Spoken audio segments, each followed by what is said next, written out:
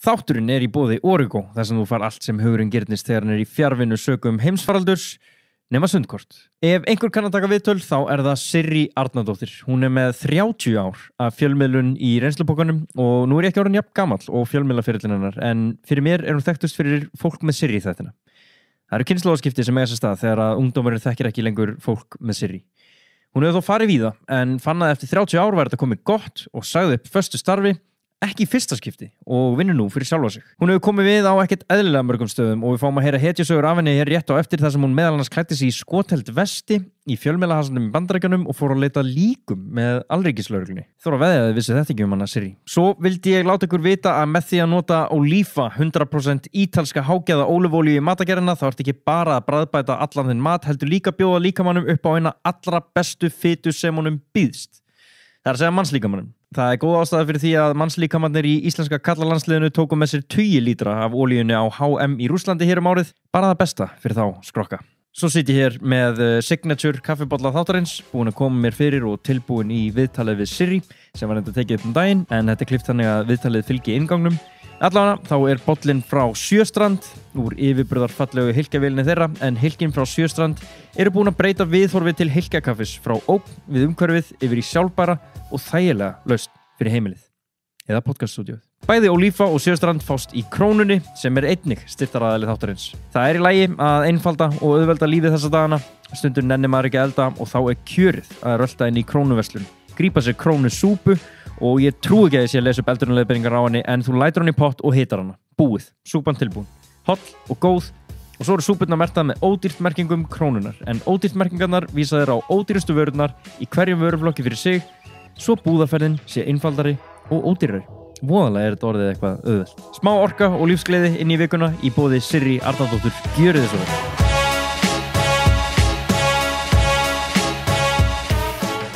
Sirrí, hvernig byrjar maður gott viðtal? Kendu mér. Maður byrjar eins og þú gerðir þegar þú hafðir samband við mig fyrst. Já. Já, þetta er spurning undirbúning. Ok. Já, maður byrjaði löngu áður. Fjölmiðlamaður þarf fyrst að vera vakandi fyrir samfélaginu og samferðamönnum og síðan að setja sig í samband við fólk og ákveða og ræða. Við erum búin að tala mikið saman. Það var rosalega gaman að kynnast þér. Við erum búin að tala mikið saman og það er lykillinn að þessu, að vera ekki bara að skella sér út í djúpulaugina óundibúin. Þannig að viðtalið byrjar áður en maður rítir á rektakan. Löngu fyrir, já. Bara þegar að þú ferð að opna augun fyrir viðmælandanum, og mér finnst svo gott að hafa í huga til að vera áhugaverður, þá þarf maður að vera áhugasamur. Og fjölmiðlamaður þarf að vera áhugasamur samfélagið og þá sem hann að taka viðtal við. Og reyndar íktasta dæmi sem ég hef heyrt þetta þegar ég var í fjölmiðlafræði í Háskóla Íslands, þá var einu sinni sagt við okkur nemendurna, maður þarf að verða ástfangin af viðmælanda sínum til að viðtalið verði gott. Og ég ekki að segja Snorri Björns að þú þurfa að verða ástfangin af mér, en ég fann það alltaf þegar ég starfaði í fjölmiðlum í 30 ár að viðtalið varð miklu betra ef maður gat fundið eitthvað sem að heillaði mann, að maður náði að heillast á einhvern nátt af einhverju hjá viðmælandanum. Þá sýndi maður honum áhuga og þá dró maður laðaði þá fram það besta og það kom svona gagnkvæmur áhugi og virðing og traust. Algjörlega, og það mjög rökrétt, en mér langar þá að vita út að þú ert búin að vera að gera þetta svo lengi og þú er örugglega fundið fyrir því að gera eitthvað undir smá pressu. Ég meina þú getur ekki bara beðið í mánuð eftir því að finna hennan áhuga á einhverjum einstaklingat nútið, þú ert með svona herru, það þáttur þarna á föstudaginn eða hvað sem er. Spila það ekki svolítið inn í það maður þá ekki svona svolítið að leita áhuganum markvisst og kannski íta undir það að fá áhuga á einhverjum viðmælendum?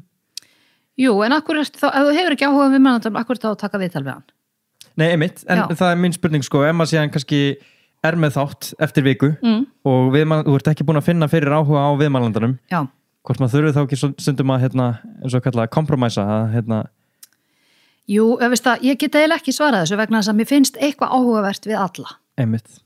Og stundum kannski fólk svo ömurlegt að það eiginlega áhugavert. Já. Og þess vegna fyrir þér, Sirrí. Já. Tekka þetta tilbaka. Þú ert búin að vera svo lengi í þessu. Þú sagði mig að þú ert búin að vera með í 30 ár? Ég var starfandi og lifði af því að vera fjölmiðlakona í 30 ár og ég hætti.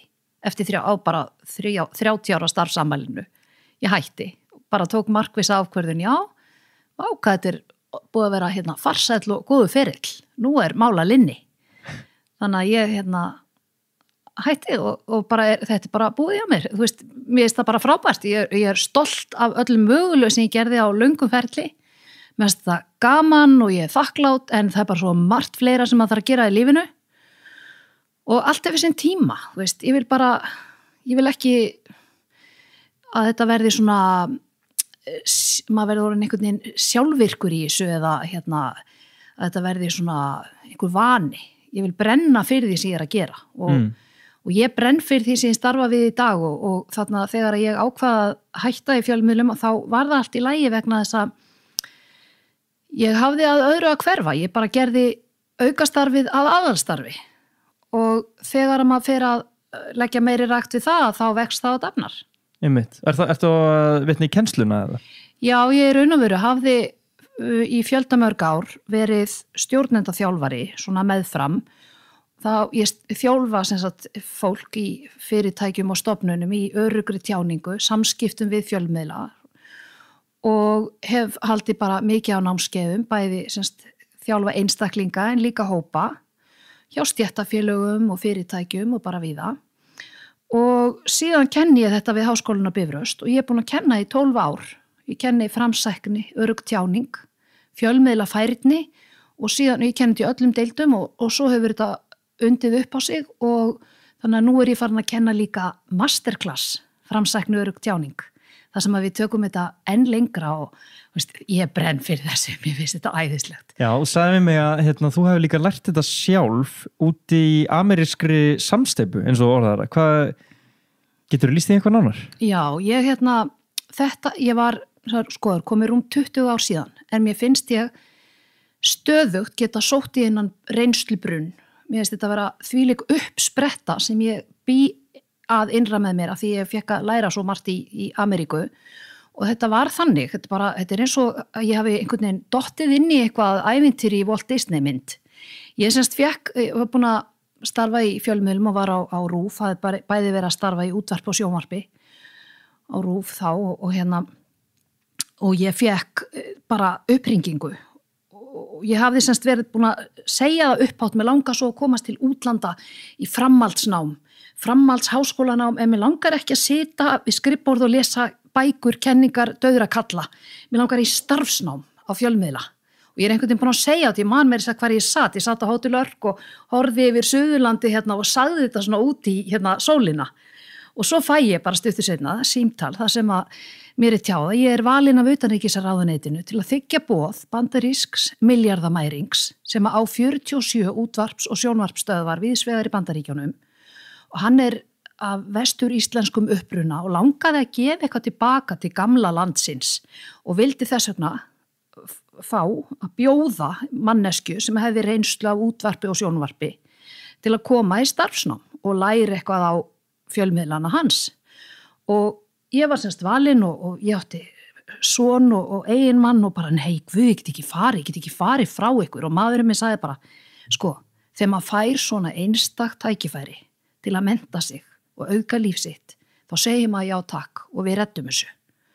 Og ég fór og hann sá heimilið og svo komið þeir reynda feðgarnir til mín og svona og ég bý að þessu, þú veist, meir en 20 árum síðan, þá ég bara ennþá með svona inn í mér einhvern brunn sem ég get gengið í og sótt næringu og inspirasjón og hugmyndir og ég var sem sagt fekk bara sérsniði því ég mátti velja á hvernig útvarps- og sjónvarpsstöðum og auglýsingadeildum ég var.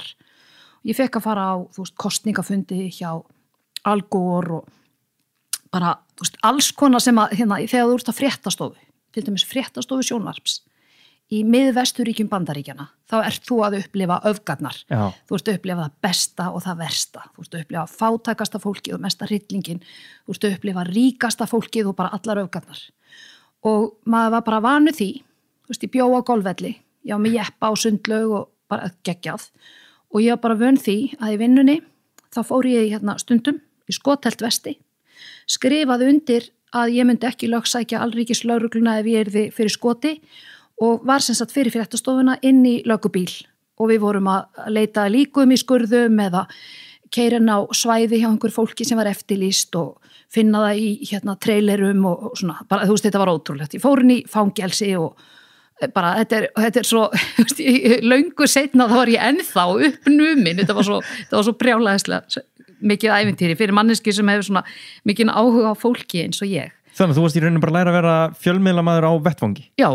Og ég fekk bara að vinna í útvarp og sjónvarpi, ég gerði fréttir, ég hélt að ég þyrfti bara að sleikja frímerki, en þá kom í ljós að þeim fannst svo flott að hafa útlending frá Evrópu á sinni starfstöð, en svo var ég líka á, eins og í Milwaukee, þá var ég líka bara á auglýsingadeild í mánuð, bara að vinna á auglýsingadeildinni til að læra af þeim hvernig seljaðu auglýsingar í fyrir útvarpstöðar. Og þá notuðu mig ofta, því að þá gáttu hringt í, ég man það var eitt fyrirtæki í Milwaukee, Dani sem að flutti inn og seldi leðurhúsgögn, þá var þetta að hringja hann og segja heyrðu, við erum með íslenska stelpu og tala dönsku, með ekki koma og sína henni fyrirtækið og svo hittust við og töluðum dönsku og þau náðu að selja honum auglýsingar og þannig var ég bara semst að í þessu ævintýri að læra á auglýsingamarkaðin í bandarísku fjölmiðlum, útvarp og sjónvarp. Hvað varstu lengi? Ég var í hálft ár. Og þú veist að þetta var bara ævintýri, dag og nótt í hálft ár, sérsniði fyrir mig en það sem að, svo ég kom inn á efnin, það sem að í raun og veru, ég lærði svo mikið af þarna var, þeir eru svo flinkir í að koma fram og tjá sig af öryggi og mér var bæði telt fram og ég lærði af þeim bak við tjöldin og í beinum útsendingum og svona, þar sem að, og líka hvernig við markasettu, vetrardagskrá eða sumardagskrá, hvernig þau markasettu fyrirtæki fyrir auglýsendum, hvernig kynningar, hátíðir voru haldnar, hvernig starfsmennirnir þurftu að markasetja efnið. Þannig að það var svo margt í þessu varðandi örugga tjáningu sem að ég bara fekk að læra á eigin skinni og bý að í dag og nýti það heilmikið sem kennsluefni við Háskólann á Bifröst. En hver varst þú svona áður nú ferð út í þetta nám? Ég meina þú myndir lýsa þér bara svona úr æsku sem opinni típu eða þú kunni vel við að koma fram eða var þetta eitthvað svona ótti sem þú þurftir að yfirstíga? Ég byrjaði að æfa mig því ég var 8 ára. Ég bara alin upp af fólki sem var félagslynt og ég fór mikið á fundi með mömmu og ég fekk að, ég var svo heppin til minnst, ég var í myndlistaskóla í mörg ár. Kennari minn þar, hún lét okkur, ég var lítil stelpa, ég byrjaði 5 ára í myndlistaskóla og hún lét okkur gera einhverja mynd og síðan þurftu að standa upp og segja fyrir framan hópin hvað við vorum að gera með þessu verki. Og bara þannig að mjög snemma fékk ég tækifæri til að æfa mig. Og svo man ég bara í barnaskóla, þá var ég með kennara í Fossvogsskóla sem að lét okkur mikið standa upp, fara í pontu og æfa okkur. Fyrst fannst maður þetta svo óþægilegt og svo bara vandist þetta. Þannig að ég bara hef verið að æfa mig frá því að ég var lítil og sá að þetta lá vel fyrir mér og lærði síðan líka í fjölmiðlum alls konar tricks til að róa fólk því að ég var ofta að taka viðtöl í beinni útsendingu við fólk með félagsfælni, ofsakvíða, athyglisbrest, ég var oft með fólk sem var að tala um ég viðkvæm málefni og þá þurfti ég að láta þeim líða vel og þau þurfti að finna traust og öryggi til þess að þau gætu gefið af sér og sagt frá. Og já, þannig að þetta eitthvað sem að ég fekk að æfa mig í og mér finnst alveg bara það besta í heimi það að fá að vinna við að hjálpa öðrum að njóta sinni sviðsljósunu. Einmitt, já, þannig að þú varst líka að vinna út frá hinum pólnum að hjálpa einstaklingunum í gegnum viðtalið. Og það hann kannski ekkert einhver meistari í framkomu eða góður í að segja sína sögu en hann með eitthvað sem þið langar að ná upp úr honum. Já, og vill kannski gjarnan miðla reynslu sinni eða sögu en allt í einu, ég man bara eftir einu sinni það var á RÚV, í Sannleika sagt hér þátturinn sem að ég og Ævar Kjartansson voru með í beinni útsending á miðvikudagskvöldum fyrir langa löngu. Og þetta var semst umræðu þáttur í sjónvarpsal og fullt af fólki í salnum sem að við löpum á milli og tölum við fólkið í beinni og svona. En alltaf einhver svona lykil í panel, lykil viðmælendur. Og ég man til dæmis eftir einni konu sem að ætlaði að fara að segja frá það hefði verið brotist inn hjá henni og það hafði djúpstæð áhrif á hana og skapaði mjög mikla óöryggiskennd og vanlíðan hjá henni. Var þetta áhorfandi úr sal? Nei, hún var semst í panel, einn af aðal viðmælendunum. og það voru 40 sekúndur í þáttinn og við vorum búin að undirbúa hana mjög vel en hún bara fekk panik kast þarna og ætlaði að hætta við, hún var að fara að standa upp og ætlaði að fara og hvað við þá átt að gera? Það var samkvæmt skoðanakönnunum var 46% áhorf á hana þátt þegar hann var á miðvikudagskvöldum á besta tíma, þannig að það var ekki hægt bara að setja afsaki hlé, viðmælandin farin og ég man bara eftir því að ég satt hjá henni, ég tók ég hendin á henni, það var fyrir tíma COVID, við máttum snertast og ég hélt svona í hendin á henni, svona setti hendurnar í lóan á mér og hallaði mig fram að henni og bara sagði, veistu það, andaði djúpt, við skulum anda saman hérna, förum í gegnum þetta saman, ég ber ábyrgð á því að þetta gangi vel, það er ég sem vinn við þetta, ég ber ábyrgðina, vertu bara róleg, ég hjálpa þér í gegnum þetta. Og ég man bara að þetta með snertinguna, þetta var aðalatrið og hún bara skein og var alveg, hún var frábær í þessu viðtali en já. Magnað. Og finnst þér svona, ég meina þín reynsla af fjölmiðlum, leiðir alltaf eins og þú myndir vilja fara út í það, út af þú ert að tala þetta sko, þú ert þarna í fjölmiðlum en þú ert líka að hjálpa viðmælandanum að fara í gegnum viðtalið, fannst þér eins og þú ættir alltaf heima í því að miðla þinni þekkingu af bara fjölmiðla heiminum til fólks eins og þú ert að gera núna, þú ert að kenna eins og bara Solon Diego var hérna hjá mér daginn, talaði svo vel námið sem hún í hjá þér og mér finnst þetta skemmtilegt, ég hugsa svona já einmitt, bara að læra svona fjölmiðla færni og maður heyrir oft þetta eins og forstjórar einhverja stóra fyrirtækja, já það er búið að kenna þeim á öll viðtölin og hvað má segja og hvað ekki og eitthvað svona, þannig að maður hugsa þetta sem eitthvað svo fjarlægt en út af því þegar við vorum að tala saman í símanum daginn, þá varst að gera mér svolítið grein fyrir því að og ég hafði í rauninni ekki átt þeim á því en maður sér alveg að samfélagi að þróast út í það að maður verður svona smá meira og meira varan sjálf frekar heldur en að vinna hjá einhverju fyrirtæki eða þess að það er fólk að byrja að gera svona meira utan vinnutímans og starfa sjálfstætt og þá þarf að kunna þessa fjölmiðlaferðni og mér fannst að vera með svo góð rök fyrir því af hverju þetta er að vera góður í þessu og að byrja að fatta svona, já, þetta ákast ekki bara við einhverja stóra fjárstjóra út í heimi eða einhverja toppa á einhverjum valdastegum, þetta er bara einstaklingurinn hefur gott af þessu. Já, þetta er bara mitt helsta áhugamál, ég segir alveg eins og er og ég hef alveg verið með sko stóra toppa og stóra forstjóra og í þjálfun sem að þurfa að vera erlendis til dæmis eða í útlöndum í viðtölum og sita fyrir svörum í ræðustól og annað slíkt og þeir þurfa bara að geta hvílt rosalega vel í sjálfum sér til þess að geta gert þetta vel og liði vel með þetta og stundum er þetta þannig að fólk er kannski rosalega örugt með sig í ákveðin tíma svo getur það farið að glíma við alls konar erfiðleika og lífið er upp og niður þannig að það koma kannski tímabil þar sem að fólk verður óörugt og þá vill að bara sækja sér smá haldreipi og smá þjálfun en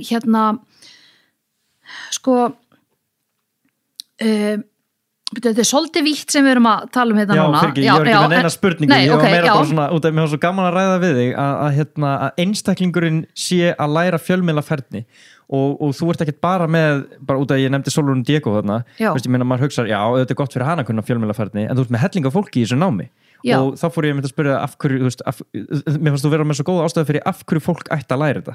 Já, og líka bara að læra öruga tjáningu og þá ef við skoðum það eins og Íslensk samfélag þó að mjög margir kennarar leggja rækt við þetta og margir skólar þjálfa börn í þessu og ég meira þess að farið í leikskóla í Hafnarfirði þar sem eitt pappin hafði búið til smíða ræðupúlt og börnin á leikskólanum fara vikulega upp í pontu á sviði 4 og 5 ára og segja frá því hvað þau gerðu helgina og venjast því bara strax að vera upp á sviði í pontu. Þá bara kunnaði það. En svo í sömum skólum þá áttu bara að þegja og skrifa og þú átt að vera til friðs og þú átt að geta lesið og skrifað og skilað öllu, þú veist á prófi, niður skrifað og þú átt að geta vera vilja mikið upp á dekka eða tjáðið á mikið og þannig eru margir aldir upp í íslenska skólakerfinu. Nema, hvað gerist svo? Svo er átt að fara að semja launin þín eða þú átt að fara í atvinnuviðtal eða þú átt að fara að halda tækifærisræðu eða þú átt að fara á húsfundinum að tjá þig á húsfundi og berjast fyrir þínu baráttumáli eða þú þarft að berjast fyrir réttum barna þína í skólakerfinu og þú þarft að geta talað á fundum og þá ekkit ofslega gott að hafa alltaf bara verið hljóður og þægur og skila öllu skriflega. Þú þarft að geta staðið með þér og notið þess að tjá þig og tjá þig líka þó að hjartað hamist og þér finnist þetta óþægilegt og þú verið flekkóttur eða flekkótt á hálsinum og finnist eins og hjartað ætli út úr peysunni. Þá þarftu samt að geta tjá þig og líka eins og þróunin að verða meira og meira í dag eins og þú nefndir Snorri að sko vinnumarkaðurinn verður alltaf meira og meira fjórða iðnbyltingin það fullt af störfum sem verða óþörf og bara munu hverfa og við þurfum að fara að gera eitthvað annað í staðinn og það að verða alltaf meira og meira á svona verkefnadrifnum störfum þar sem að þú bara ráðin í þetta verkefni að þú bara býður þetta fram og þú bara tekur að þér svona störf og þú fer hinga og þanga og skapar þér þína vinnu eins og ég hef reyndar gert, ég hef verið frílans svona ekki alltaf, ég hef líka verið fastráðin á RÚV en svona stóran part minna starfsæfi hef ég kosið að vera frílans og skapa mér vinnu og búa til vinnu í leiðinni fyrir aðra. Þú veist, ég hef ráðið sminkur og tæknimenn og alls konar með mér í verkefni. En til þess að geta þetta og hvort svo vilt það eða ekki, þá þetta bara partur af framtíðinni. Þetta verður meira partur af samfélaginu í fjórðu iðnbyltingunni. Og þá þarf maður að geta staðið upp og sagt eitthvað jákvætt sig, af því að öllum við fullt af kostum, við höfum líka einhverja galla, en þegar þú ert í starfsmannaviðtali að þú ert að vekja athygli á frumkvöðla fyrirtækinu þínu eða nýsköpunarverkefninu þínu, þá átt að segja frá styrkleikum þínum og þessu frábæra verkefni svo með, þá átt að geta gert það munnlega, þú átt að hafa trú á þér. Og þetta það sem ég fæst við á Bifröst og það sko, þá eru nemendur í öllum deildum, eins og ég var með framsæknu örugg tjáning, þar sem að Sólrún Diego var einn af mínum áhugaverðu nemendum. Þau sem sagt þurfa að læra alls konar, viðskiptalögfræði, heimspeki, hagfræði, stjórnmálafræði, þau þurfa að læra alls konar og opinbera stjórnsýslu og fleira. Og þau þurfa bara að geta þegar þau fara á vinnumarkaðinn, hvort sem þau eru fastráðin eða sjálfstætt starfandi, þá þurfa þau að geta kynnt vöru og þjónustu, þau þurfa að geta staðið í pontu með flotta glærukynningu og sagt frá. Þau þurfa að geta sett málefna á dagskrá, fjölmiðla, stýrt fundum eða bara tekið þátt í fundum. Og þetta það sem að við Háskólann á Bifröst leggjum áherslu á. Það nefnilega ekki nóg að kunna fræðin, þú þarft líka að geta miðlað, tekið þátt í þjóðfélagsumræðinni, þú veist, verið virkur samfélagsþegn, lagt eitthvað gott til. Einmitt, og ég held að þarna sko einhvers konar mótrök eru líklega áttina því að ímyndum okkur einstakling sem bara frekar hljóðlátur og bara að læra verkfræði eða eitthvað bara að segja einhverja raungrein og vill bara fá að vera í sínu hotni og reikna eða kóða eða hvað sem hann nú og veist, hann heyrir eitthvað framkomu og þess og þar, það bara fyrir fólki sem að fara að halda einhverja ræður eða stjórna einhverjum fyrirlesturum eða hvað það nú en síðan eins og nefnum eins og góðu punktur eins og bara að semjum laun. Menna, þú þarft að kunna koma fram til þess að gera það. Já, og þú þarft að segja kannski sem introvert verkfræðingur eða kerfisfræðingur eitthvað, þú þarft samt að geta sagt frá við hvað ert að starfa, hvað ert að gera. Og þá líka sko, mér finnst, ég legg mikla áherslu á það í mínum störfum að ég ekki að reyna að steypa allir í sama mót og mér finnst það engin akkur í því að allir verði einhvern veginn á útdopnu ofsa hressir, bara alls ekki. Við að vera eins og við erum en sína okkar bestu hliðar. Og maður þarf að hafa trú á því að ég eins og ég er besta útgáfan af mér og mín rödd, mína skoðanir þurfa líka að heyrast. Þó ég sé ekki hávör og sjálfsörugg, þá þarf ég samt að geta staðið á mínum skoðunum og sagt þær. Og þá segi ég þær bara eins og mig langar, þú veist, ef ég hógvær og hlétræg, þá bara að gera að vera þannig, en ég þarf samt að geta staðið á mínu, sagt skoðanir mínar, varið mig. Og ég bara lærði það líka fyrir svo löngu, ég man eftir því einu sinni þá var ég með, það mörg ár síðan, þá var ég með námskeið fyrir 60 slökkviliðsmenn í öruggri tjáningu, ræðumennsku og öruggri tjáningu. Og þegar ég pöntuði þetta verkefni, þá ég var svo hissa því ég hugsaði slökkviliðsmenn, býtu hvað, af hverju þurfa þeir að fá, þetta var 6 vikna þjálfun, þar sem ég fór inn á slökkvilistöð alltaf, þú veist, þetta gat verið að þeir geti ekki mætt í ræðupúlta því þeir þyrftu að stökk út í slökkvilisbílinn, en svo hittist það ekki þannig á, þeir voru þarna hjá mér alltaf.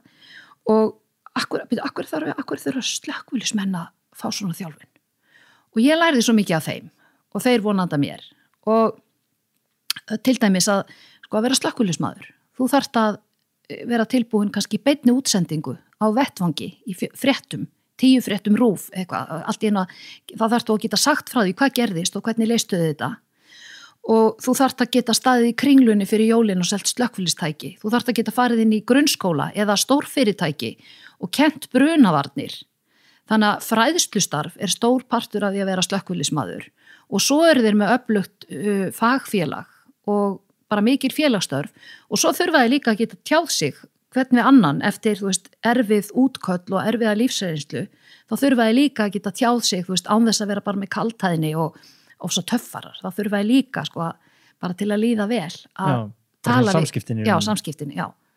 Þannig að ég sá, já, þetta slökkvilismenn, þeir þurfa þetta, svo var ég með námskeið fyrir snyrtifræðinga.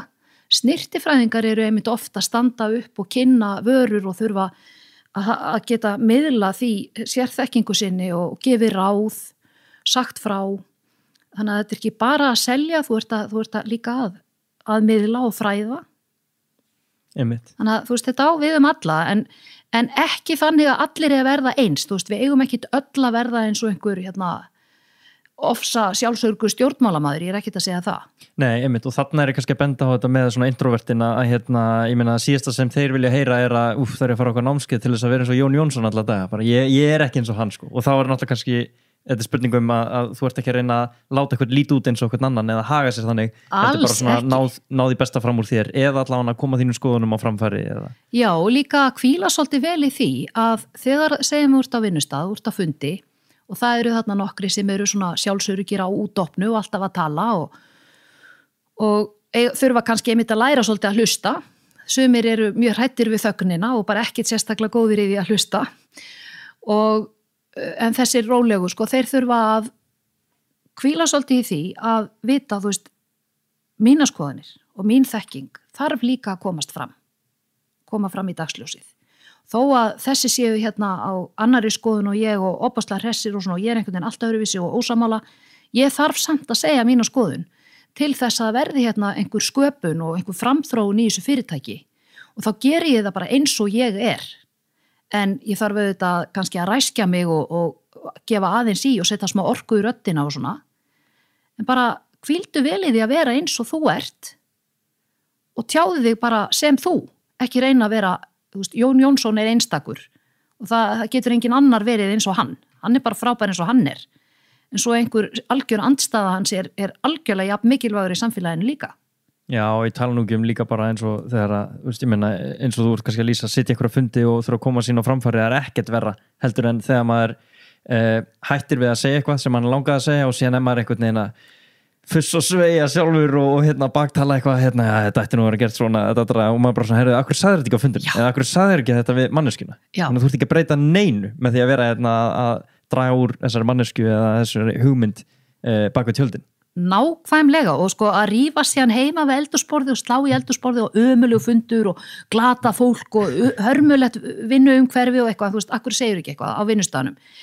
Og þá það í þessum námskeiðum mínum og þá erum við að ræðum það hvernig get ég gert það án þess að það sjóðu upp úr og án þess að ég verði, fúll á móti. Að því maður þarf líka, ef maður að leggja til eitthvað eða komi gagnrýni, maður þarf líka að segja það þannig að fólk fari ekki strax í vörn, heldur, við erum bara, þetta skoðanaskipti og það líka svo mikilvægt að segja hugsin, standa með sér vegna þess að, ég held að gerist hjá fólki sem að byrgir allt inni á svona fundum og í vinnunni. Ég held, mjög margir, þeir frík út á kommentakerfunum.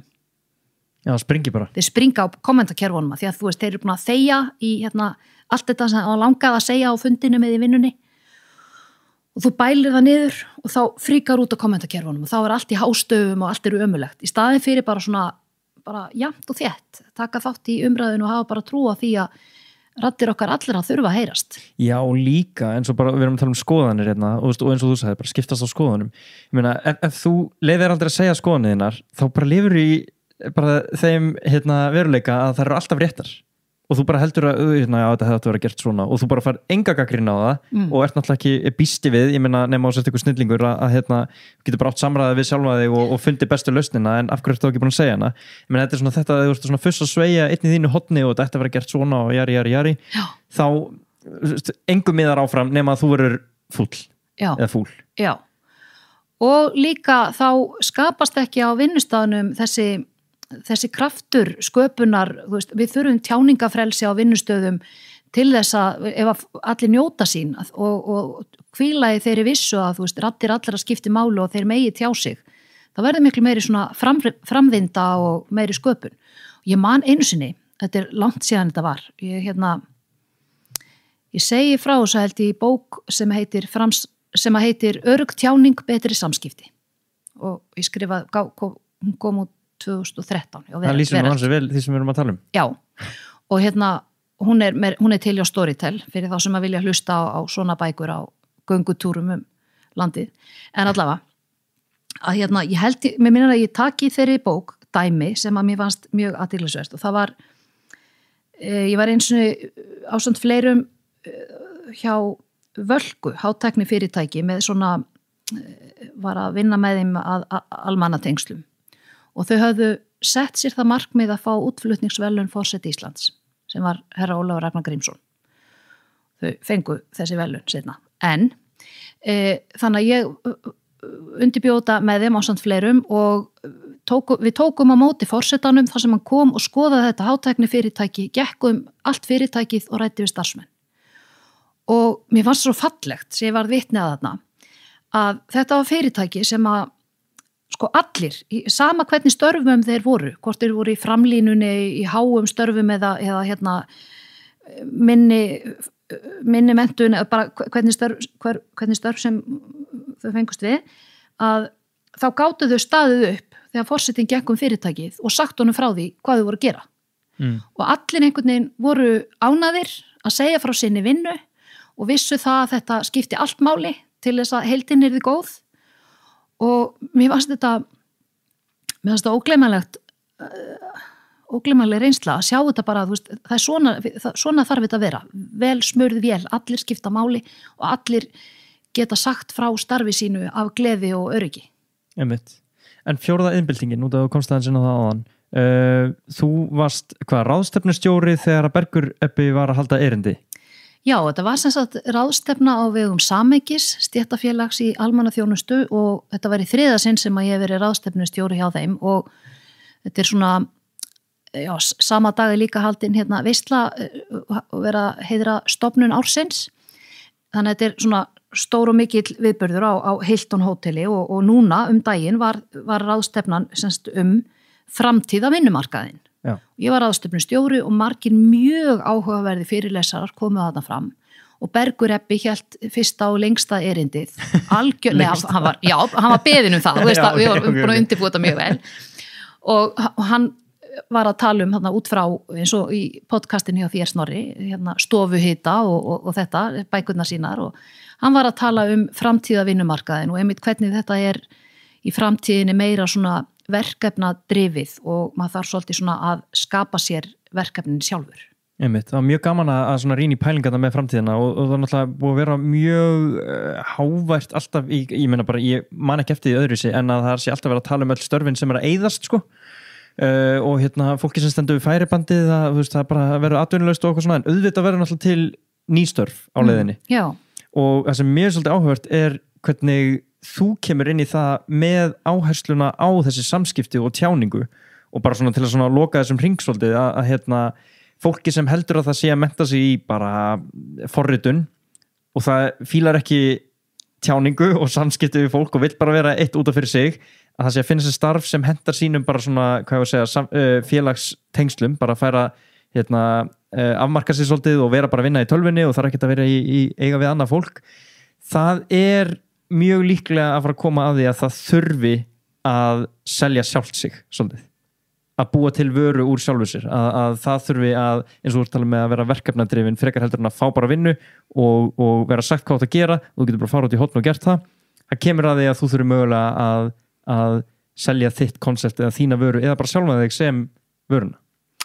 Já, ég held að við séum, og það hefur kosti og galla, veist, það náttúrulega, það reynir á marga, þetta ekkit þægilegt fyrir alla, en ég held að við samfélagið sé meira að fara í þá átt. Hins vegar gríðarlega mikilvægt líka að við höfum félög og samstöðu en engu að síður, að þá, ég finn það alveg, það meira og meira þannig ástand í samfélagina, þú getur ekki bara beðið eftir að fá upphringingu, heyrðu langar þau ekki að vinna hérna hjá okkur, eða vera númer 3290 á biðlista eftir einhverju atvinnu sem þú sóttir á einhverju ráðningarstofu. Þú þarft að vera bara meira svona skapandi og drífandi og bara sækjast í hlutina, gangi í verkin. Já, skapa eitthvað, finna eitthvað innra með þér, því við höfum öll svo margt skapandi innra með okkur og við þurfum að rækta það af því að það verður alltaf bara meira og meira eftirspurn eftir einhverju skapandi og skemmtilegu framtíðin. Ég alveg viss það. Snýst þetta ekki, mér finnst allt sem við tala þetta náttúrulega svolítið viðtækt þegar kemur að bara manneskjunni og bara hegðun, en ég meina sjálfströst lítur að vera og bara sjálfsmynd lítur að vera risastór hluti af þessu og þú ert að tala að vera bara öruggur með það sem maður að gera og þóra að tjá sig, ég meina það snýst mjög mikið sjálfsmyndina.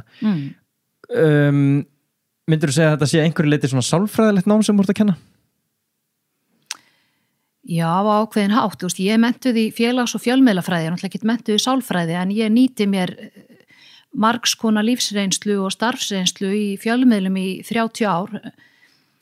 Já, ekki allt eitthvað, við erum sál, líkami og andi, við erum ekki eitthvað eitt, við erum öll sjálfstraust og sjálfsmynd skiptir okkur öll mjög miklu máli og þess vegna finnst mér líka svo mikilvægt að við styttum vinnuvikuna sem að gerast og að við förum að njóta þess að skapa og ganga úti og vera með börnunum okkar og bara svona vanda okkur svolítið að lifa og rækta eitthvað innra með okkur sem ekki bara eins og var hérna í gamla daga, bara vinnan göfgamannin og þú ert því merkilegri sem þú hefur meira að gera og þú ert bara, djöflast í vinnunni og svo ert bara allt í einu komin að eftirlaun og þá kannt ekki að eiga frí. Þetta bara leiðin tíð. Nú þurfum við bara að skipta gæðunum jafnar, við þurfum að skipta störfunum jafnar, þannig ekki þannig að sumri vinni allt og mikið og aðrir ekki neitt. Þannig að stytta vinnuvikuna og hafa meiri tíma til þess að ef að hver og einn ræktar sig svolítið, efli sköpunarkraftin, að þá höfum við svo miklu meira að gefa. Einmitt, og út af við vorum að ræða hérna Gauta Grétars áðan, þá sjúkraþjálfaran og hann var í svo áhugaverðu podcasti hjá þér. Já, en alltaf bara ótrúlega áhugaverður og hvernig hann tæklar alla þessa hluti og ástæðan fyrir ég fór að tala aðeins sjálfströsti út af því að hann kom aðeins inn á það í viðtalan okkar og mér finnst að vera með svo skemmtilegt svar með einfalt svar við hvernig fær maður meira sjálfströst? Ég fær bara sjálfströst á því að fara út í göngutúr og sjá fjöllin og bara sjóinn og allt þetta og þetta er svo skrítið svar, þetta er svo óvenjulegt svar, þetta er svo lítið eftir bókinni en síðan einhvern veginn líka þegar ég spyr þig og talar að eða meiri tíma með börnunum sínum og í náttúrunni, það er eins og þetta snúist svona mest í rauninu bara einhvers konar vellíðan og jafnvægi bara öllu sem úr það gera. Já, og veist það, sniðust að þú sagðir þetta nú svo ekki mikið eftir bókinni. Jú, þetta er bara nákvæmlega eftir bókinni sem ég skrifaði fyrst og heitir Laðaði til það góða. Hún er reyndar metsölubók og hún er uppselt en hún er á bókasöfnum og Storytel. Og þar fann ég svona lykilinn að minni hamingju og velgengni meðal annars með því að fara út í göngutúra í þakklætisgöngu með barnið mitt í vagni fyrir í dag, hvað eru mörg ár síðan þetta var, þetta var sonur minn sem í dag er 21 árs iðnaðarverkfræðinemi, hann var í vagni og ég fór bara að þegar ég gekk með hann í barnavagninum þá fór ég einhvern veginn allt í einu að ég gerði mig grein fyrir því að ég var eitthvað döpur, ég var að glíma við depurð og var svona einmanna, svo mikið ein heima og allir í hverfinu voru að vinna og eitthvað og það var myrkur og skammdegi og svona og ég fæ einhvern veginn einhverja hugljómun að útgötuna ætlaði að finna eitthvað að þakka fyrir. Útgötuna, svo að labba útgötuna í göngutúnum. Og bara finna eitthvað að þakka fyrir. Nema þetta var ægi síðan og það er mjög löng gata.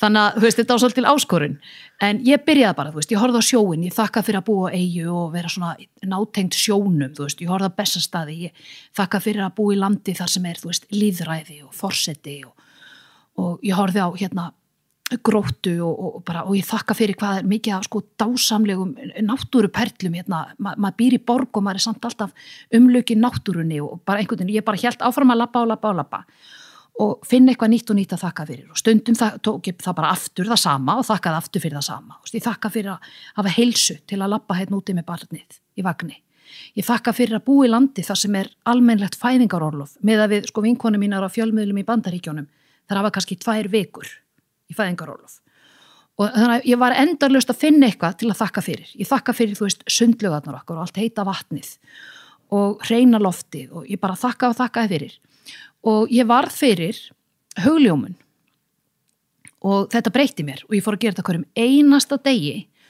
og ég fattaði ekki fyrir löngu seinna því ég fór að lesa mig til þetta að það sem var að gerast þarna að ef þú gerir þetta hverjum einasta degi langan tíma að labba úti rösklega og beina huganum að því sem þú hefur en ekki því sem að samfélagið alltaf að beina að okkur sem við höfum ekki, sem okkur vantar, sem við þurfum að kaupa, við erum ekki nóg, en þarna væri bara að fylla hugan að því sem ég hef að þakka fyrir.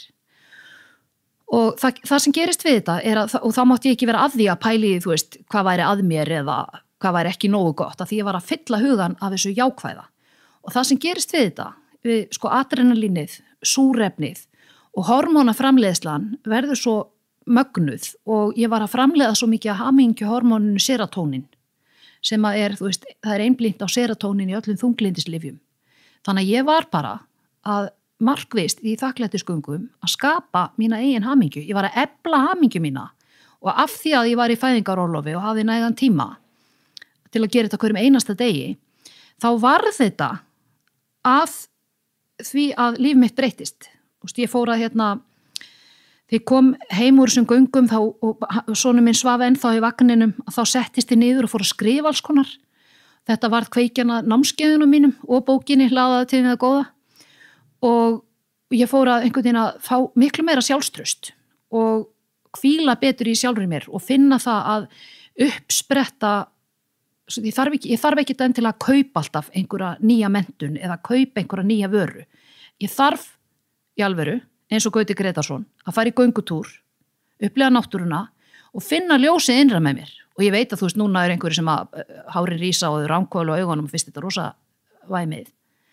En ég trúi einu samt að þetta sé málið, að við höfum öll svo mikið innra með okkur sem við vanmetum, af því það er alltaf verið að segja okkur að við þurfum að, þú ert búið með meistaranám, þá þarfst að taka doktorspróf og þegar þú ert komið doktorspróf þá þarftu helst að vera með 2-falt doktorspróf og þegar þú ert komin á Range Rover þá þarftu að, þú veist, eignast eitthvað þyrlu, ég veit ekki hvað, þú veist, það er alltaf, við getum alltaf einhvern veginn sett markið á eignast eitthvað meira, en við þurfum að snúa þessu við og horfa inn á við og rækta það sem þar er og þarna hjá mér með því að fara í þakklætisgöngur þá óx sjálfstraust mitt og velíðan, heilsan batnaði.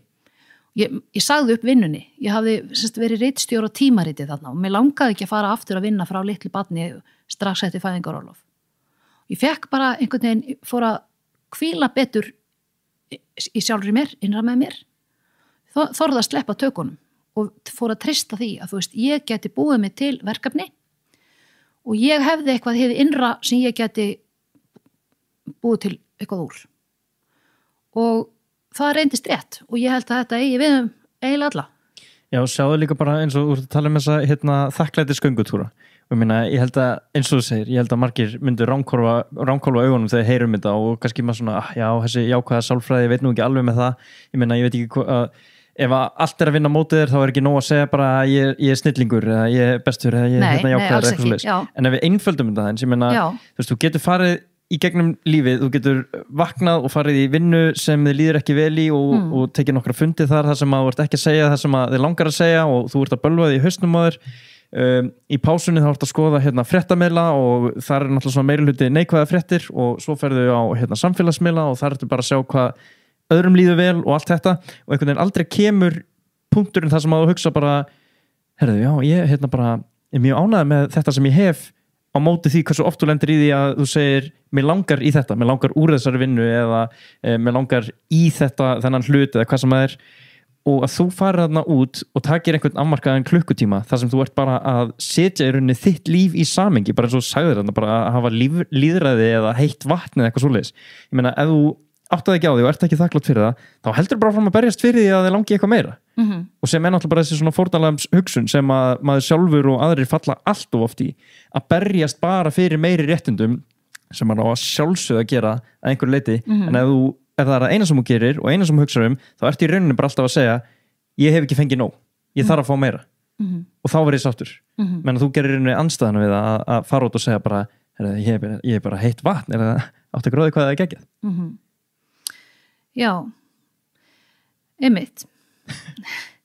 En sko, mér finnst mikilvægt að vera þakklátur og reyna að rækta með sér jákvæðni og þegar maður hvílir í þakklæti þá verður maður jákvæðari, en mér finnst maður mega að vera gagnrýnin. Ég er sko alls ekki að segja að maður eigi alltaf að vera glaður og það er það engin og ég get verið lítil í mér og ómöguleg og þú veist, en ég veit þá allavega að ég get rétt úr kútnum og með því að fara í þakklætisgöngu og gera eitthvað svona sem ég finna eflir ljósið innra með mér, að þá get ég bætt stöðu mína og þá get ég notað orku mína til að þú veist þá aðstóða aðra eða reynda að gera lífið í kringum mig betra fyrir aðra og ég er ekki að, þú veist, mér finnst stundum fólk halda að ef maður er þakklátur eða jákvæður að þá sé maður svona bara stinga hausnum í sandin eða maður sé gagnrýnislaus. Mér finnst ég nefnilega geta verið jákvæð og gagnrýnin.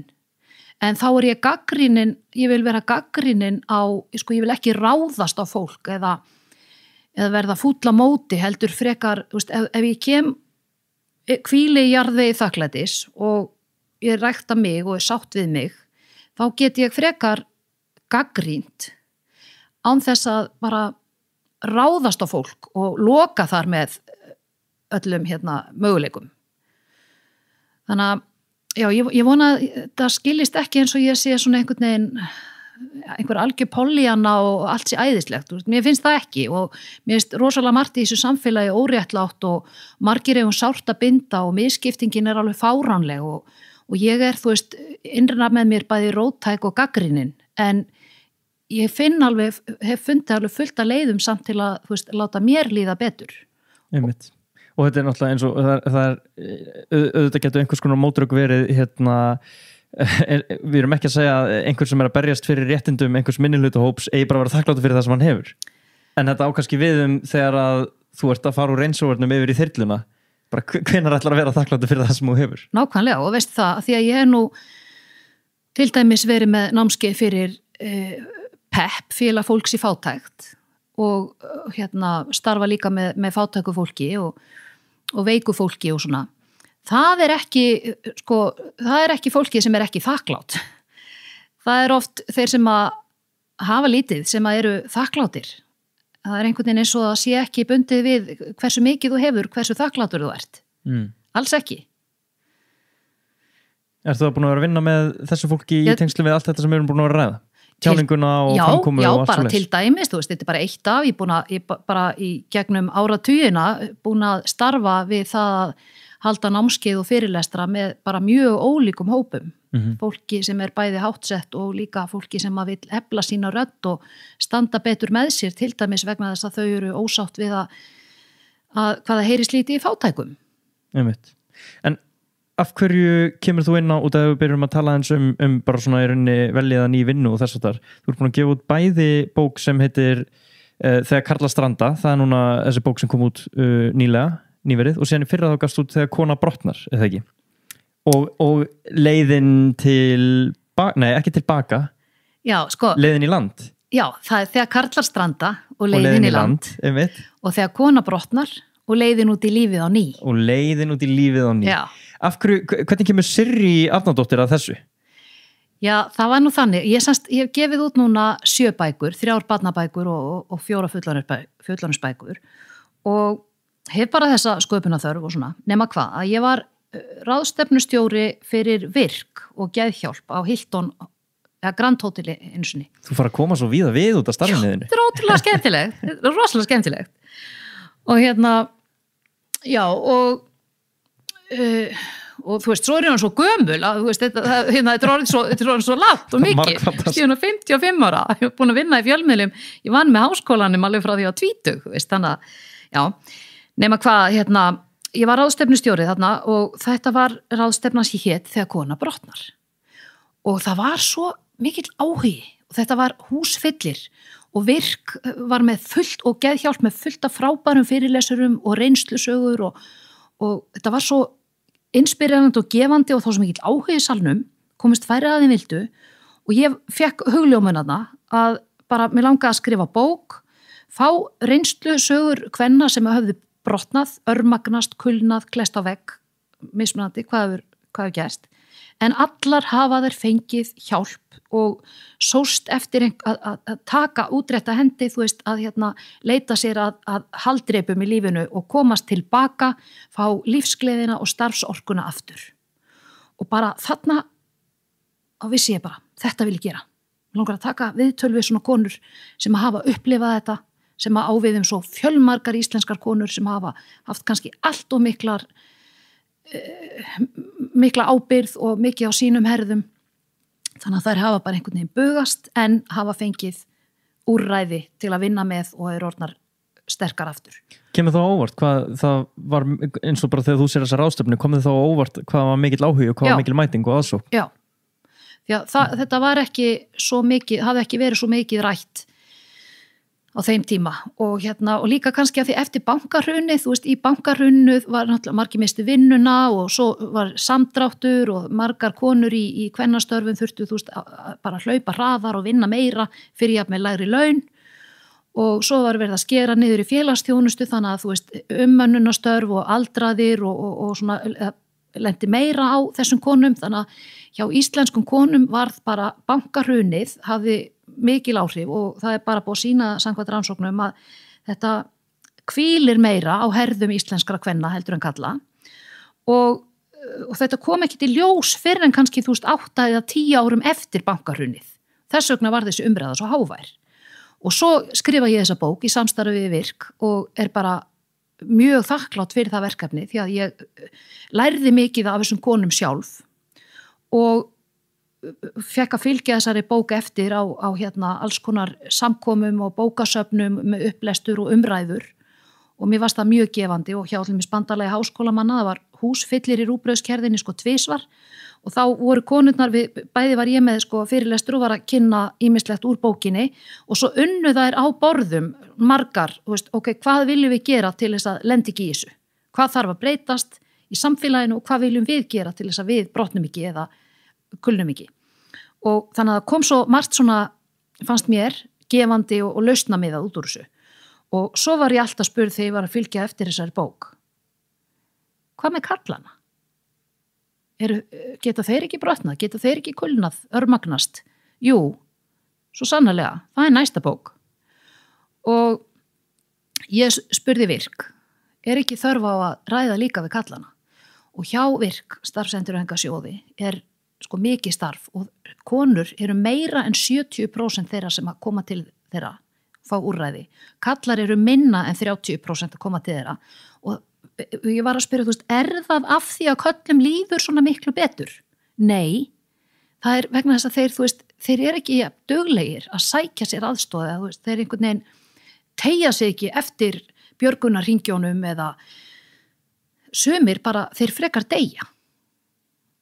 Og þess vegna var Virk, þau voru svo til í að fara áfram í samstarf með mér og ég skrifaði þessa bók þegar karlar stranda og leiðin í land og þar bara mjög ólíkir kallar, ungir, eldri, ungur piltur á leikskóla, starfar á leikskóla í dag sem hafði, þú veist, kóðuna niður í ofsakvíða fyrir framan tölvuna og dottið út úr íþróttum, skólakerfinu, var ekkit á vinnumarkaði nokkur ár.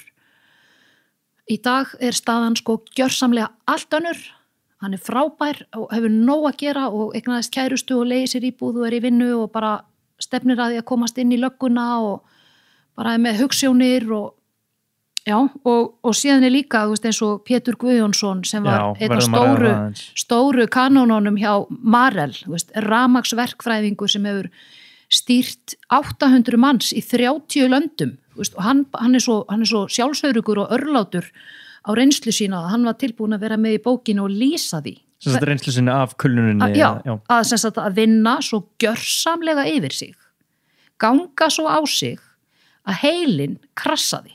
Heilin er líffæri og þú getur gengið of hart að þessu líffæri eins og bara ef að þú Snorri hleypur og slítur hásina, þá hleypur þú ekkert mikið.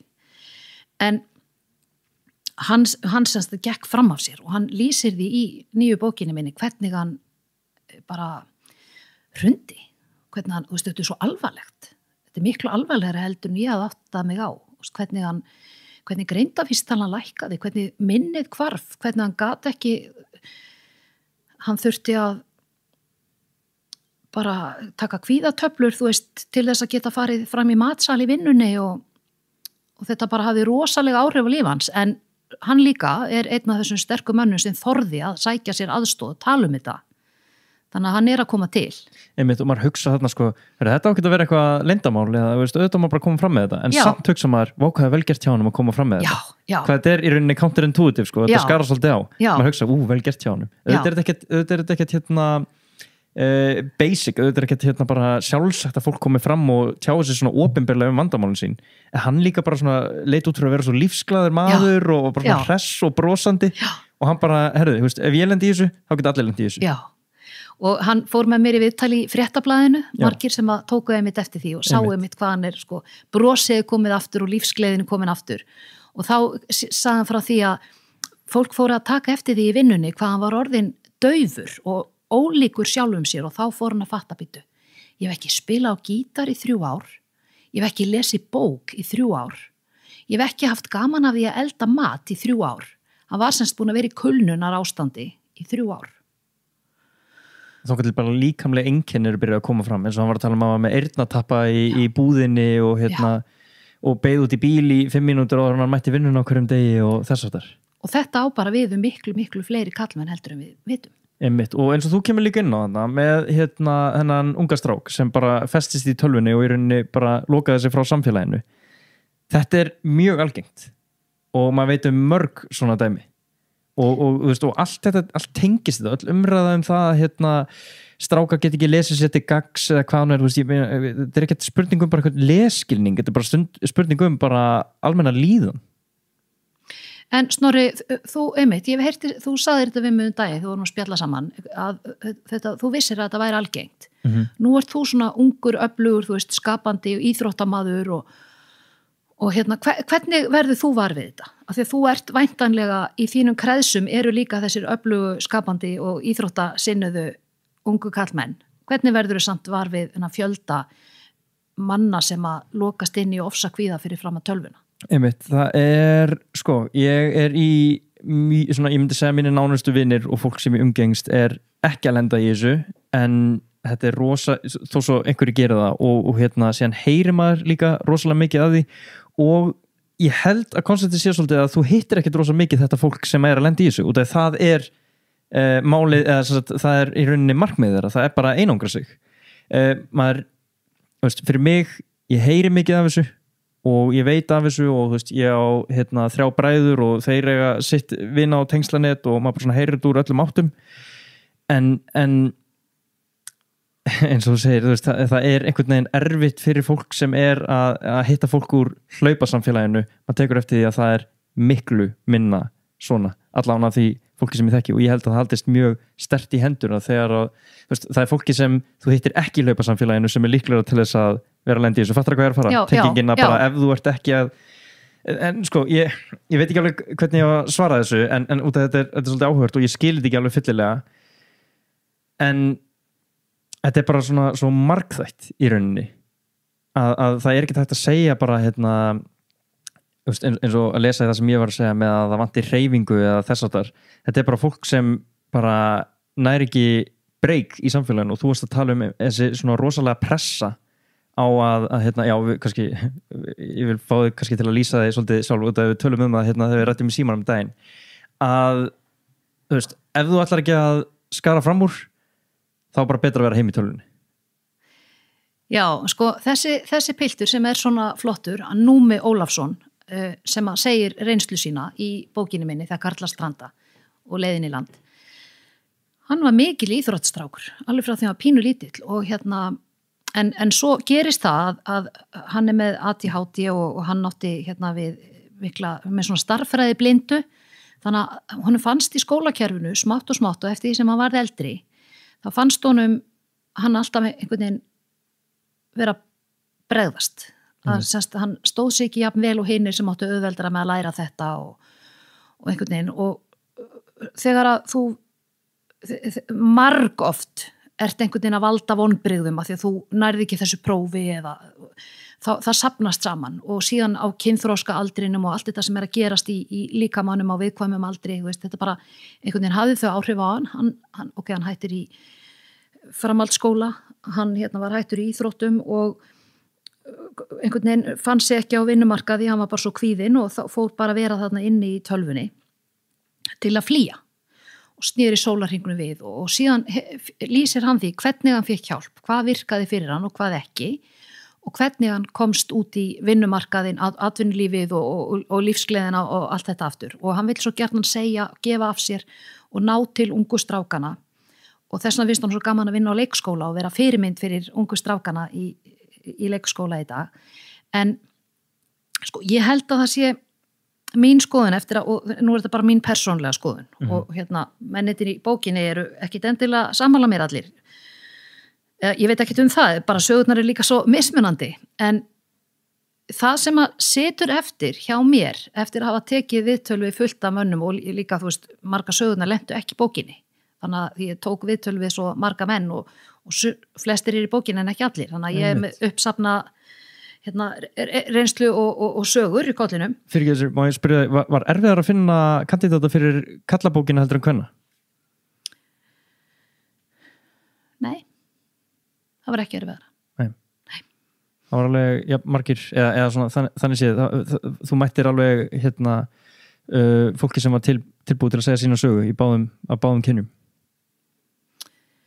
Já, en það voru samt einhverjir sem að voru búnir að segja sögu sína en hættu við. Já. Og það var kannski af því að þeir voru óttuðust einhvern veginn að þeir eru dæmdir á vinnumarkaði eða Einmitt. Eitthvað slíkt. Já, þannig að það kom fyrir að þetta hentaði þeim ekki að opna á þetta. Nei. En mér fannst, þú veist, það eru ákveðna stéttir sem að taka frekar vanlegan með sér í gröfina og bara í þú veist, votan sjóin frekar en að segja frá en heilt yfir þá var ekki erfiðar að fá kalla heldur en konur til að segja mér reynslu sína. En og svo vildi ég alls ekkit alla í bókina sem vildu koma fram, það er fullt af mönnum sem vilja endilega segja sögu sína en þeir hafa bara ekkit verið eitthvað flinkir að finna einhverja lausn og þeir eru kannski ennþá bara, þú veist, marandi í kafi fullir einhvers staðar út í einhverjum ólgusjó, tilfinningalegum ólgusjó í raun og veru er ekkit búin að vinna úr sínum málum, hafa ekkit endilega eitthvað mikið að gefa, þannig að margir vildu sem að ég tók ekki bókina. En það sem að mér finnst vera þráður sem þú varst að spyrja út í hérna áðan, ég held að sko við gerum svo miklar kröfur sem samfélag á kallmenn til sjálfra, eða þeir gera þessa kröfu á sig og við konur gerum þessar kröfur á þá og mæður á sinni sína og kærustur á kærasta sína og svona, að það eiga svo margir að skara fram úr og meika það og verða ríkir og flottir og sjálfsöryggir og hann segir til mér í bókina Númi, hann segir hérna ungi strákar þeir eru einhvern veginn vilja strax verða, þú veist, forstjórar og komast í góðar, velborgaða stöður, en hvernig má það vera?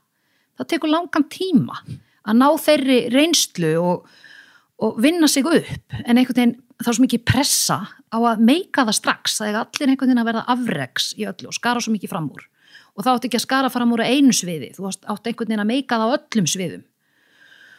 Kannski er að samfélagsmiðla líka við erum að bera okkur saman sko, þannig að við höldum að allt er svo fínt á yfirborðinu í einhverjum öðrum og við fyrum með okkur við það. Og konur vilja sumar ekkit að mennirni þeirra séu eitthvað að opna á einhverja viðkvæmni og það eru menn sem að segja mig frá því í bókina að sko konur já, svolítið erfitt með að segja þetta. Ég svo hrættum að, kynsystur mínar bara baula á mig. En suma konur vilja bara að kallmenn séu hörkunaglar, svaka skaffarar og menn segja mér, til mjög bókinni, að það eru konur sem að ætlast til þess að þeir taki virkan þátt í heimilinu, síðan sérst mikið heima, en þeir eiga líka vera rosalegir hálaunamenn og hákarlar og big shot og allt þetta og skaffa opaslega vel og launin þeirra eru laun fjölskyldunar. En laun kvennanna eru þeirra og barnanna. Þannig að þú veist, það er ákveðið misræmi í gangi og það eru líka sumar konur sem að líta á það að kallmenn eigi að vera fyrst og fremst fyrirvinnurnar. Og ég er feministi, ég tek að skýrt fram, en það er samt svona sumar konur og við erum afsprengi sögunar og samfélagsins. Og sumar konur og kallar líta svo á að kallar einhvern veginn verði að meika það peningalega og ef þú átt mikið og þú ert á flottum bíl og þú ert valda mikill og hári stöðu, þú veist, þá ertu maður með mönnum. Þetta er bara svo fáir, þú veist, meiri hlutin er ekkert einhverjir hákarlar eða stórlaxar og þetta getur valdið miklum vonbrigðum. Og þá eru bara sumir sem að gugna snemma, standi ekki undir þessari pressu sem að þeim finnst samfélagið setja á herðar þeirra og þeir bara frekar í staðin fyrir að byrja smátt og smátt að vinna sig upp, að það bara gefast þér upp og reyna að gleyma öllu bara fyrir framann tölvuna, fara í tölvuleiki og vaka á nóttinni í einhverjum netleikjum. Já, einmitt. Og síðan náttúrulega sko, eins og byrja að tala um forstjóra og þess að það horfa hýrum augum á það og það er það sem langar að gera og komast þangað. Það var svo gott einmitt að taka viðtal við hennan Pétur sko, sem er komin í svona ótrúlega háa stöðu og bara örgulega á topplaunum og eins og segir sko, hvað var yfirmaður 800 manna í 30 löndum. Já. Þú veist, hann var einn af þessum byggðu upp Marel, þetta þú veist, farsæla risastóra flotta fyrirtæki, þetta flaggskipum íslensku þjóðarinnar bara. Þannig að þetta er sko rafmagnsverkfræðingur og hann er bara ofboðslega flottur. En hann gekk svona hart að sjálfum sér að það tók sinn toll. Einmitt. Þannig að þú veist, þessir sterku flottu, þeir gera svona mikla kröfu til sín og svo ungu strákarnir, þeir sjá líka fyrirmyndirnar, einhvern veginn að þeir eiga allir að verða afreks og meika það. Þannig að krafan á kallmenn er alveg gífurleg. Og svona veraldleg krafa einhvern veginn á sjálfstraustið og þú mátt ekki sína neina veikleika og þú átt að vera bestur í fótbolta og bestur í öllu einhvern veginn og svo eru sumi kallmenn sem ég hef heyrt segja og Brené Brown, fræðikona bandarísk sem hefur haldið mjög góða TED fyrirlestra til dæmis þetta að hún talar það og segir reynslu af því að einu sinni kom aður til hennar og sagði við hana, já, þetta er ágætt hjá ykkur konum að vera að tala um þetta að berskjalda sig og vulnerability og að bara koma hreint fram og segja frá veikleikum sínum, þú veist, þið konurnar ok, þið getur gert þetta, en þið viljið ekki að við gerum þetta. Hvað mennur þau? Þið viljið ekki, þetta er í orði en ekki á borði hjá ykkur, þið segið við okkur kallana, þið viljið að við séum tilfinningaríkir og opnum okkur og gefum af okkur og berskjöldum okkur. En ef við gerum það, þá finnst ykkur við vera aumingjar og þið viljið ekki heyra það. Og þetta er svolítið högg fyrir okkur meðvituðu konurnar, en ég tek svolítið mark á þessu. Mér finnst þetta virkilega athyglisvert. Og við mæður, þú veist, við þurfum að gefa þessu gaum að strákar eiga að fá að vera viðkvæmir og við þurfum að leyfa þeim líka að vera viðkvæmir og þeir eiga að fá að opna sig og þeir eiga ekkit alltaf að þurfa að meika það og ekki frekar en stelpur. Nei.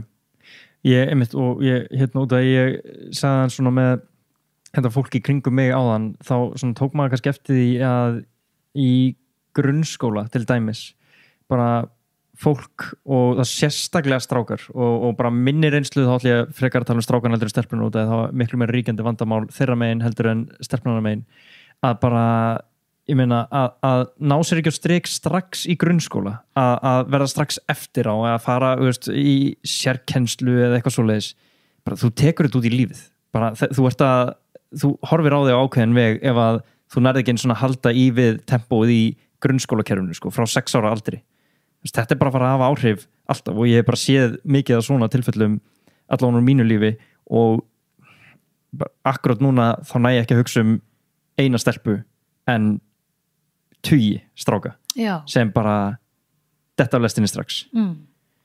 Og þetta falið vandamál og þetta harmur margra fjölskyldna og fólk vill ekki mikið tala þetta. Þú ert ekki að ræða þetta mikið í fermingavislum eða á kaffistofunni í vinnunni ef að ungi maðurinn á heimilinu óvirkur og ekkit á vinnumarkaði og ekki í skóla og búin að snúa sólarhringnum við inn í herbergi í tölvun allar nætur. Fólk talar ekkit mikið þetta og þess vegna í bókinni minni og mér svo brýnt að þetta komi í umræðuna núna vegna þess að COVID getur ítt einhverjum af ystu nöf. Ef einhver á hana barminum að detta í alvarlega óvirkni, þá getur það gerst núna.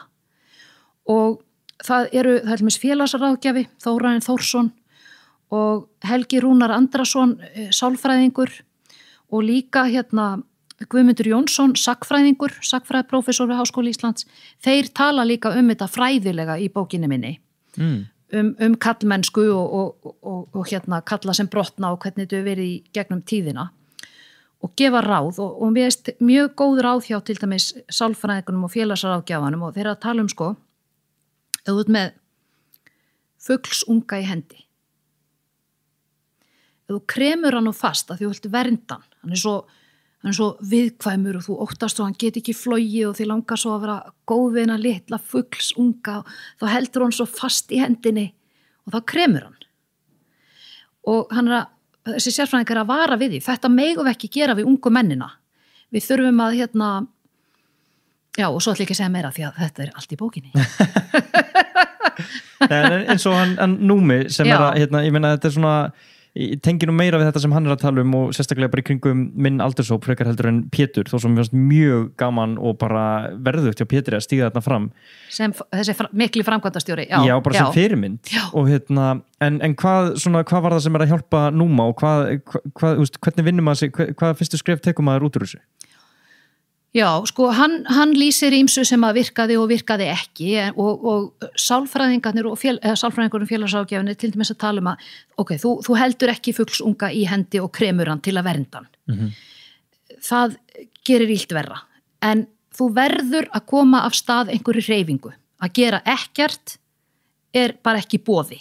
Þá mun þessi óvirki ungi maður og hann getur líka meira sig að vera miðjum aldri, þetta er líka til hjá miðaldarmönnum en sem sagt þá sekkur hann bara dýpra, hann fer bara meira og meira í óvirkunina. Þú verður að koma af stað einhverju hreyfingu og foreldrar þeir lifa sig svo inn í þetta af því að það er svo mikla tilfinningar og ást og væntingar og vonbrigði og alls konar.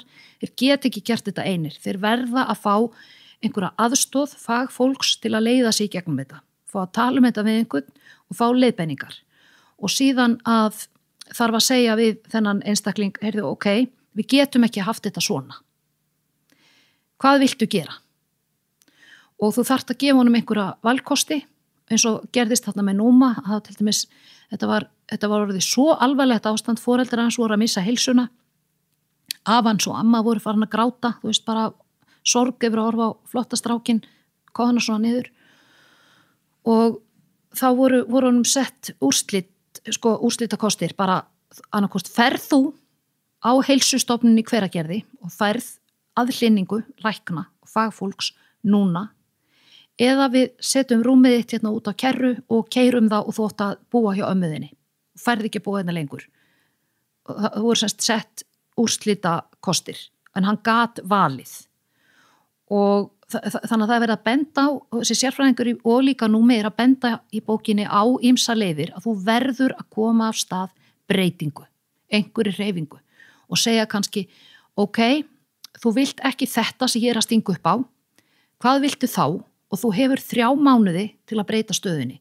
Ef þú vilt prófa að búa annar staðar, hvar getur þú búið, hvað viltu gera, þú hefur 3 mánuði. Það þarf að setja einhver skilyrði og bjóða einhverja valmöguleika. En ekki bara smyrja onnið á samloku og þú veist, setja matardiskin þeirra fyrir þá í vaskin og gera allt fyrir þá því að þá ertu að það verða þér ekki fleygir, þú veist, þú ert bara að reyta þeim fjaðrirnar þú veist, bara kremja þá ef þú gerir allt fyrir ungan mann og auðvitað fólk vill gera það besta fyrir börnin sín en það má ekki gera of mikið. Nei, einmitt, þetta alltaf gert náttúrulega með gott í huga sko. Já, og ég skil þetta svo vel, mér finnst ég hafa lært alveg ótrúlega mikið á þessum sérfræðingum og reynslusögum að veist, fólk týnir sér inn í þessu, þetta er svo tilfinningatengt, þetta er svo inn í þér að þú verður að fá einhvern utanaðkomandi til að styðja þig og leiða þig í gegnum þetta, hvernig átt að koma af stað hreyfingu og hjálpa þessum manni að slökka á tölvunni og fara að lifa lífi sínu. Einmitt, og þetta er svo áhugavert með þetta sko, þetta er svo augljós til dæmis bara í íþróttum, bara að þetta er að byrja að stunda eitthvað íþrótt, þá bara besta sem maður getur gert er að fá einhverja leiðsögn og einhvern sem að vísa þig veginn í byrjun, en með svona vinnu og dugnað og svona feril fólks í atvinnulífinu, það er einhvern veginn bara, það er byrjað á hörkunni sko, byrjað á því bara að taka þetta á þig og taka þetta á kassan og fara alla leið sko. En svo er ótrúlega margt finnum að breytast svo mikil kynslóðaskipti. Finnst þið það? Já, og ég finn allmis á, eins og það er einn maður sem segir frá því í bókinni, hann er húsasmiður frá Vestfjörðum, meðaldra maður, svona hörkunagli sem hann sagði bara, þú veist, ég var bara alveg við það, þú ert það sem þú vinnur, þú veist, því meira sem þú vinnur, því meiri ertu og hann var duglegur til vinnu og klár í sínu fæi þannig að það var alltaf nóga verkefnum, svo lenti hann í mótorhjólaslýsi. Og lamb hljóp fyrir veginn og hann slasaðist svo mikið og hann þurfti að tók hann mörg ár að sætta sig við það, hann gæti ekki unnið. Hann hafði ekki líkamlega burði þrátt fyrir lækna aðstoð til þess að vinna svona áfram og hann þurfti að breyta afstöðu sinni og breyta öllu lífi sínu og hann lýsir því í bókinni. En hann var bara alveg uppi það, þú veist, tilgangurinn er bara hjá kallmanni, bara að vinna mikið. Og mér finnst ungir menn í dag, þeir vilja eitthvað miklu, miklu meira. Þeir munur á því hvernig þeir vilja tengjast börnunum sínum og hafa tíma til að vera hluti af einhverjum hópi, hlaupahópi eða þú ungir menn í dag, vonandi og mér finnst margir vera svona og margt benda til þess að þeir eru ekki bara starfið sitt. Já, svona meira jafnvægi í þessu, fleiri þættir sem að spila inn í sjálfsmyndina og þess og þar. Og það er líka það sem að verður að gerast og þetta þurfum að rækta og efla því að fjórðu iðnbyltingunni þegar að svo mörg störf verða hverfa og vinnutíminn styttist og við þurfum meira að finna okkur störf og skapa okkur verkefni og vera meira skapandi og gefandi og búa eitthvað til að þá er svo gott ef að sjálfsmyndir er ekki bara það að þú sért múrari og er aldrei frí og alltaf brjálað að gera. Einmitt. Hvað gerist þá þegar COVID kemur og það er ekkert að gera? Eða þú lendir í mótorhjólaslýsi og þú mátt ekkert gera? Já. Það er hræðilegt. Það er rosalegt. En þessi maður, hann lýsir því alveg á ótrúlega fallegan hátt finnst mér, hvernig hann fór að breyta lífi sínu og hvernig í raun og veru það að tala við einhvern. Hann sagði, ég held alltaf að tala við sálfræðing væri bara fyrir einhverja geðsjúka og væri ekki fyrir svona duglega menn eins og mig. En það fór nú þannig, hann fór í gegnum virk og fór smátt og smátt að opna sig fyrir sálfræðingi og hann er að hvetja aðra kallmenn til að opna sig fyrir einhvern sem að treysta og síðan fór hann að rækta vinasamband við aðra kallmenn. Ekki bara svona allir í stuði og allir í boltanum, bjór á kantinum, heldur hann á vinasamfélagi í dag við kallmenn sem að þeir tala eitthvað sem skiptir máli og þeir reyndar eru með aðstöðu og gera upp hjólin sín og svona en þeir hittast reglulega og eiga svona fallegt vináttu samband sem að er bara, hann segir ef ég er með svona vinasamband þú getur búið hvar sem er í heiminum mér bara líður mjög vel. Varst þú framkvæmdastjóri Píeta-samtakana? Já. Hvað kemur til að þú talar þetta mikillega ástriðu, bæði konu og kallamegin og síðan Píeta-samtökin sem náttúrulega eru hvernig myndir þú skilgreina þau? Er það ekki bara í rauninni að hjálpa fólki sem á andlega erfitt og sérstaklega í ljósi sjálfsvíga? Jú, þetta er semst að írskri fyrirmynd, þetta eru samtök í þriðja geiranum, sem sagt góðgerðarsamtök fyrir fólk í sjálfsvígshættu að bjóða þeim ókeypis viðtöl við sérfræðinga. Já, þetta er skilgreint sérstaklega fyrir sjálfsvígshættuna. Já. Hvernig kemur þú inn í þetta? Það var bara, ég var að taka viðtöl við þau sem voru að stofna þetta hér á Íslandi og og var hvort sem að hætta í fjölmiðlum og þau báðum að koma og vera framkvæmdastjóri og starta þessu með þeim svona 2 mánuði. Ég gerði það og svo báðum að vera lengur og svo þegar ég var búin að vera þarna á annað ár að þá sagði ég upp vegna þess að þetta ekki, þú veist, mér finnst þetta nauðsynlegt og ég var búin að gera allt sem ég ætlaði mér þarna og mér finnst ég stolt af þessu og þetta bráðnauðsynlegt en þetta ekki svona það sem ég brenn fyrir, þetta ekki minn heimavöllur. Þannig að bara frábært að hafa fengið að útvega húsnæði og kynna þetta fyrir hérna yfirvöldum og hjálpa þeim og við lögðum stöll á eitt að koma þessu á koppinn og það. Og ráða starfsfólk og svona, en mér langar að fástu annað. Ég ætla þetta góð í þessu, þú veist alveg hvað þú vilt, þú segir mér, þú segir upp hjá RÚV og ég menna allt leikur í lindi og þú bara tekur sjensana og fer bara út í eitthvað sem á brennu fyrir, ég menna fólk ekkert svona duglegt við þetta, fólk óttast frekar breytingarnar heldur en að taka Sirri á þetta og bara brenna allar brýr á baki sér og byrja að gera eitthvað nýtt. Já, og þú veist, í alvöru, bara eins og þetta þegar ég sagði upp sem ritstjóri, það komu 2 fjölmiðlar til mín og tóku viðtal við mig, varst þetta svo merkilegt að ég konaði fæðingaról og við segði upp sem ritstjóri á tímariti, en máli var bara að það aftur, förum aftur í grunninn, þú veist, þetta með þakklætisgönguna og ef þú heyrir þína innri rödd, þú hérna, maður þarf að spá í, þú veist, hvernig segir maður? Hvað eru draumarnir að segja mér? Hvað er maginn að segja mér? Og ég að rækta ljósið innra með mér? Þú veist, stend ég með mér? Ég að næra styrkleika mína eða ekki? Og þegar að maður fer í svona þakklætisgöngutúra, þá maður bara í svo fínum tengslum við þetta að ég hafði ekki ég hafði ekki val, ég varð að gera þetta. Það bara svo skýrt. Ef að eitthvað hentar mér ekki, að það fer ekkit fram hjá mér og þá ekkit erfitt að segja upp. Og minni valkvíði og efasemdir og allt þetta. Já, og mér finnst ég oft finna þetta bara í alvöru, í draumunum. Draumar að þú stúdera svolítið drauma og dvelur svolítið bara í ró og næð upp í rúmið þegar þú vaknar og hugsa hana eins hvað var það að dreyma? Það að segja svolítið frá undirmeðvitundinni og þinni innri líðan. Og það bara fín leiðavísir út í daginn. En það líka áskoranir sem komið með þessu, ég meina nú ertu svolítið sjálfstætt starfandi og þú varst að tala við mig bara eins og það að þekka hvernig bransinn virkar, hvenær hann í hæð og hvenær hann í lægð. Bara það að vita að þetta getur verið mjög mikilvægt. Já, að sko, maður til dæmis, það er mjög gott að vera nægjusamur og ég bara ólst upp við það að við vorum blankar við mamma. Þannig að, þú veist, ég kann alveg að vera nægjusum og ekki það, þú veist, ég hefði alveg ljómandi gott, en maður þarf að passa þegar maður er sjálfstætt starfandi og í þessum verktakabransa og svona, þá þýðir ekki að lifa frá mánuði til mánaðar og þú veist, eyða alltaf öllu eða skuldsetja sig fram í tíman.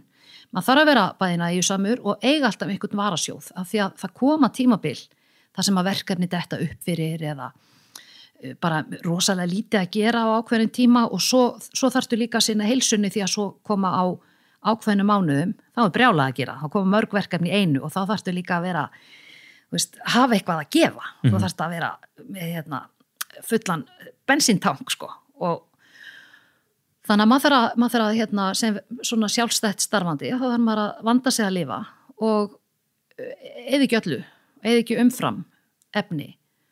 En mér fannst líka þarna því að Snorri við vorum að tala í fyrir hluta spjallsins, þá vorum að tala þegar ég var í starfsnáminu í Ameríku hjá fjölmiðla samsteypunni. Það fannst mér svo frábært því ég lærði af Ameríkönunum í þessum bransa, semst í útvarp og sjónvarp í Ameríku fólk mjög oft ráðið og rekið hratt og oft á sínum starfsferli. Það ekkert atvinnuöryggi. Og þá lærði ég alveg til dæmis 2 af þeim sem að ég hef bara algjörlega tilengað mér í 20 eitthvað ár. Og það til dæmis að blanda geði.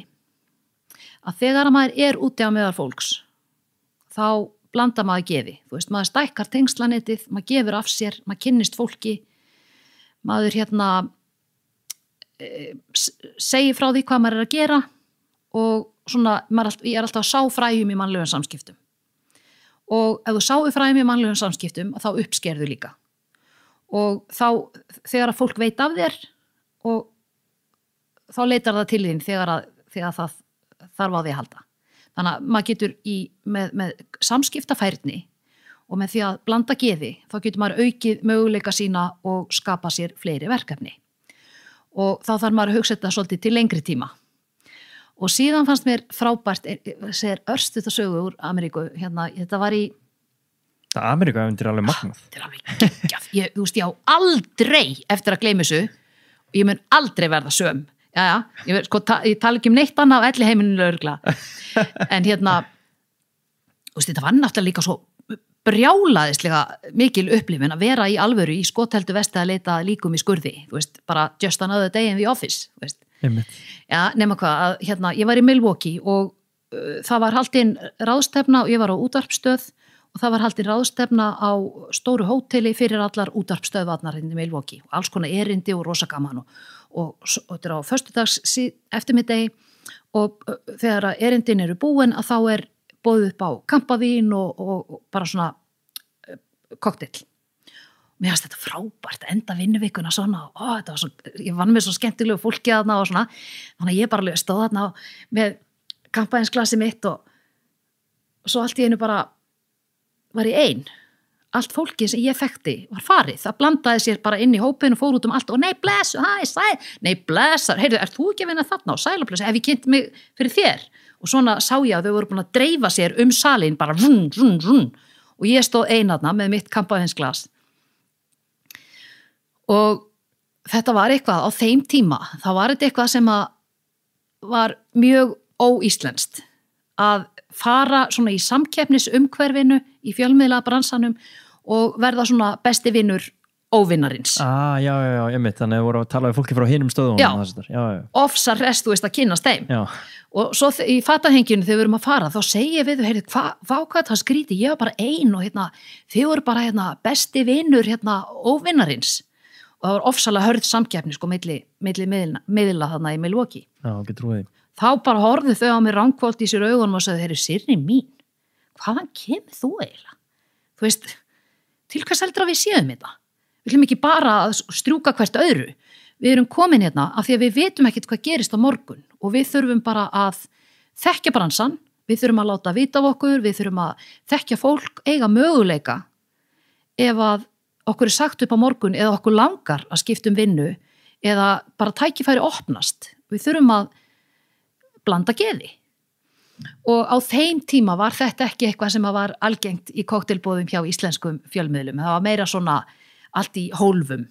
Það hefur reyndar breyst og opnast. En mér varst ég læra mikið þarna. Og líka það, þau kenndu mig það líka að vera ekki með öll eggin í sömu körfunni. Og þau, þú veist, eins og til dæmis rosalega flottu fréttamaður. Hann þjálfaði líka körfuboltalið, unglingsstráka. Ein sjónvarpsfréttakona, hún þýddi sakamálasögur. Ein the main anchor á sjónvarpsstöð, hún starfaði líka í hlutastarfi fyrir Joplin Little Theatre, leikhúsið í Joplin, Missouri. Og sjónvarpsstjórinn, hann var í The Swap Team, hann tók lögguvaktir 1 til 2 helgar í mánuði. Og ein á sjónvarpsstöðinni, hún vann í blómabúð annarkvæmt laugardag. Og þau áttu næga peninga, það var ekki vandamálið. Og ég var að spyrja þau, þú veist, vá, ég veit þið eru vinnusamt fólk, en fyrir má nú vera, akkur eru þau öll með eitthvað svona til hliðar. Og þá sögðu þau, og þetta er eitthvað sem að ég hef líka tekið alvarlega, að það er svo mikilvægt að eiga, að vera ekki með öll eggin í sömu körfunni og eiga líka inngrip eða, þú veist, aðkomu að einhverju öðru. Bæði ertu verðmætar í því starfi sem þú ert í ef þú hefur tengsl eitthvað annað og ef að þetta klikkar þá ert ekki búin að missa allt, þú ert þá með eitthvað annað líka. Skilur þú hvað ég er að menna? Algjörlega, er þetta ekki svolítið það sem þú ert bara búin eins og ég var að spyrja af hverju þú veist, að þú sækir í þessar breytingar og bara segir upp starfinniðinu, getur aldrei gert þannig að þú væri með eitthvað allan hugmynd af því hvað það ætlar að gera. Já. Þá fórstu náttúrulega brútið það að gera bók eða vera ráðstefnustjóri eða hvað nú eða kenna kursa eða þess að Já, En ég lærði þetta líka af þeim. Það er svolítið góð taktur í þessu hjá þér. Ég meina, bara eins og að segja framkoma. Ég meina, þú ert bara hálfgervingur framkomunar. Og það er líka varst að tala bandarækjamennina og svona eina sem kannski eina sem svona böggar mig við þessa amerísku framkomu er oft hún getur verið svolítið grunn, veistu hvað ég við? Já, algjörlega. Ekki mikil einlægni í því, en eins og með þig bara, þú veist, eins og ég hringdi þig daginn, við áttum bara 20 mínúna hálftíma spjall bara alls konar hluti og mér var svo gaman að spjalla við þig og ég meina, þetta var ekkert eitthvað hæ, já, hlakkar rosa mikið til að sjá þetta verður ótrúlega gaman og bless maður fann bara svona einlægur áhugi og bara svona gleði í kringum þetta. Takk, en það er líka þú veist, þú líka ert búin að ná miklum árangri, Snorri Björnsson, með þetta hlaðvarp þitt. Það er af því að þú hefur einlægan áhuga á þeim sem þú ert að tala við. Og svo erum við bara svona, við mættumst þarna og náðum saman. En þú laðar það líka fram af því að þú hvílir vel í því sem þú ert að gera. Þú ert að gera góða hluti og með ótrúlega spennandi hlaðvarp. Ég hlusta mikið á þetta og margir sem ég þekki, ólíkt fólk á ólíkum aldri. Og þú gætir ekki verið svona sjálfstætt starfandi með svona öflugt og ólíkt fólk eins og þú laðar til þín nema af því að þú ert að gera þetta af einlægni og þú brennur fyrir þessu. Og maður finnur það þegar þú hringir og býður manni viðtal, þá finnur maður veit að þú ert ekki að kasta til höndum og gera eitthvað grunnt, innihaldslaust, bla. Afallega sagt, ég kann virkilega meta það. En mér langar þá að spyrja þig út af við rétt áður við tókum upp. Það er svo margt sem við erum búin að ræða áður fyrir viðtal, þetta er alveg hræðilegt. Þá vorum við að tala eins podcastið. Hvernig blasir það við þér? Út af þú ert með svo mikla reynslu úr fjölmiðlum og bara eins og þú ert búin að taka svo mörg viðtöl. Og vorum að ræða, getur þú aðeins tala við mig eitthvað fyrir alla konceptið? Já, mér finnst þetta góði tímar núna fyrir, ég er hætt að starfa í fjölmiðlum og bara sátt með það.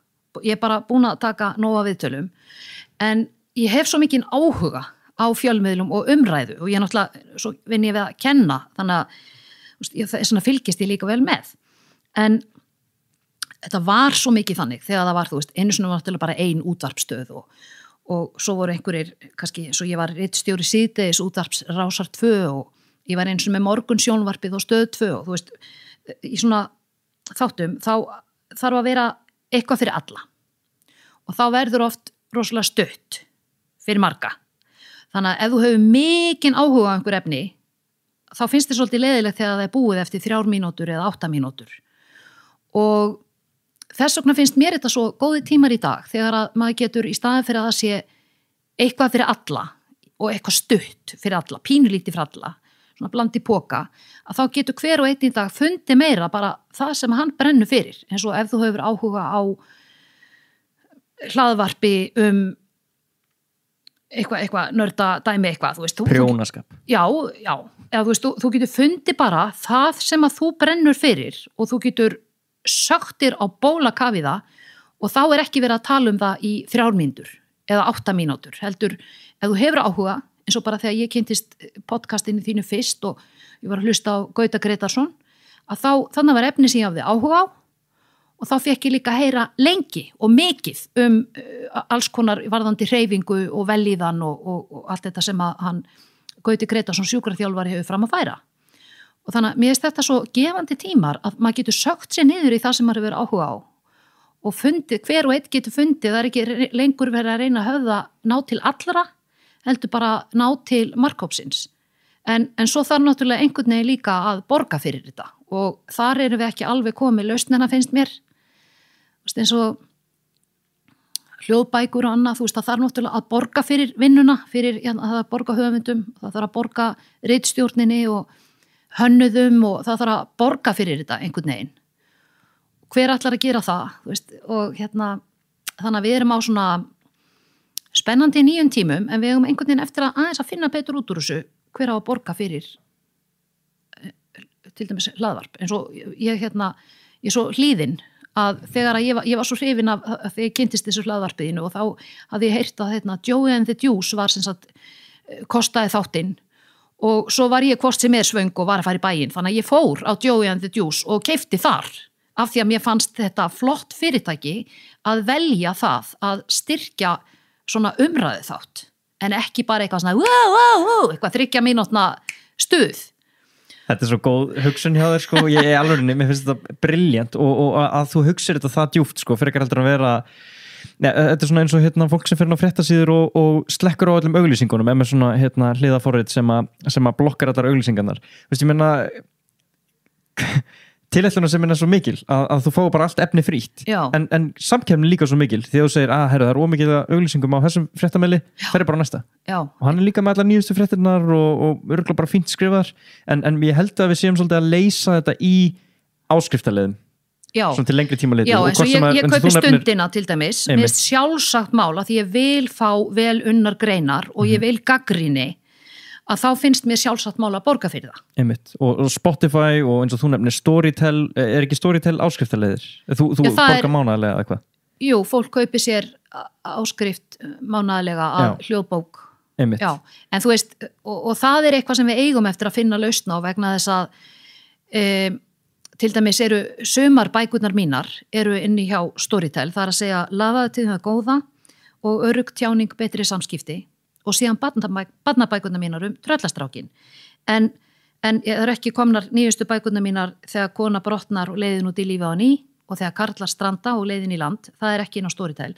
En sko, þegar ég fengi greitt fyrir það sem er inn á Storytel, þá man ég að útgefandinn sagði já, skal nú ekkit fara að kaupa þér jeppa, þetta er meira svona spurning sundkort.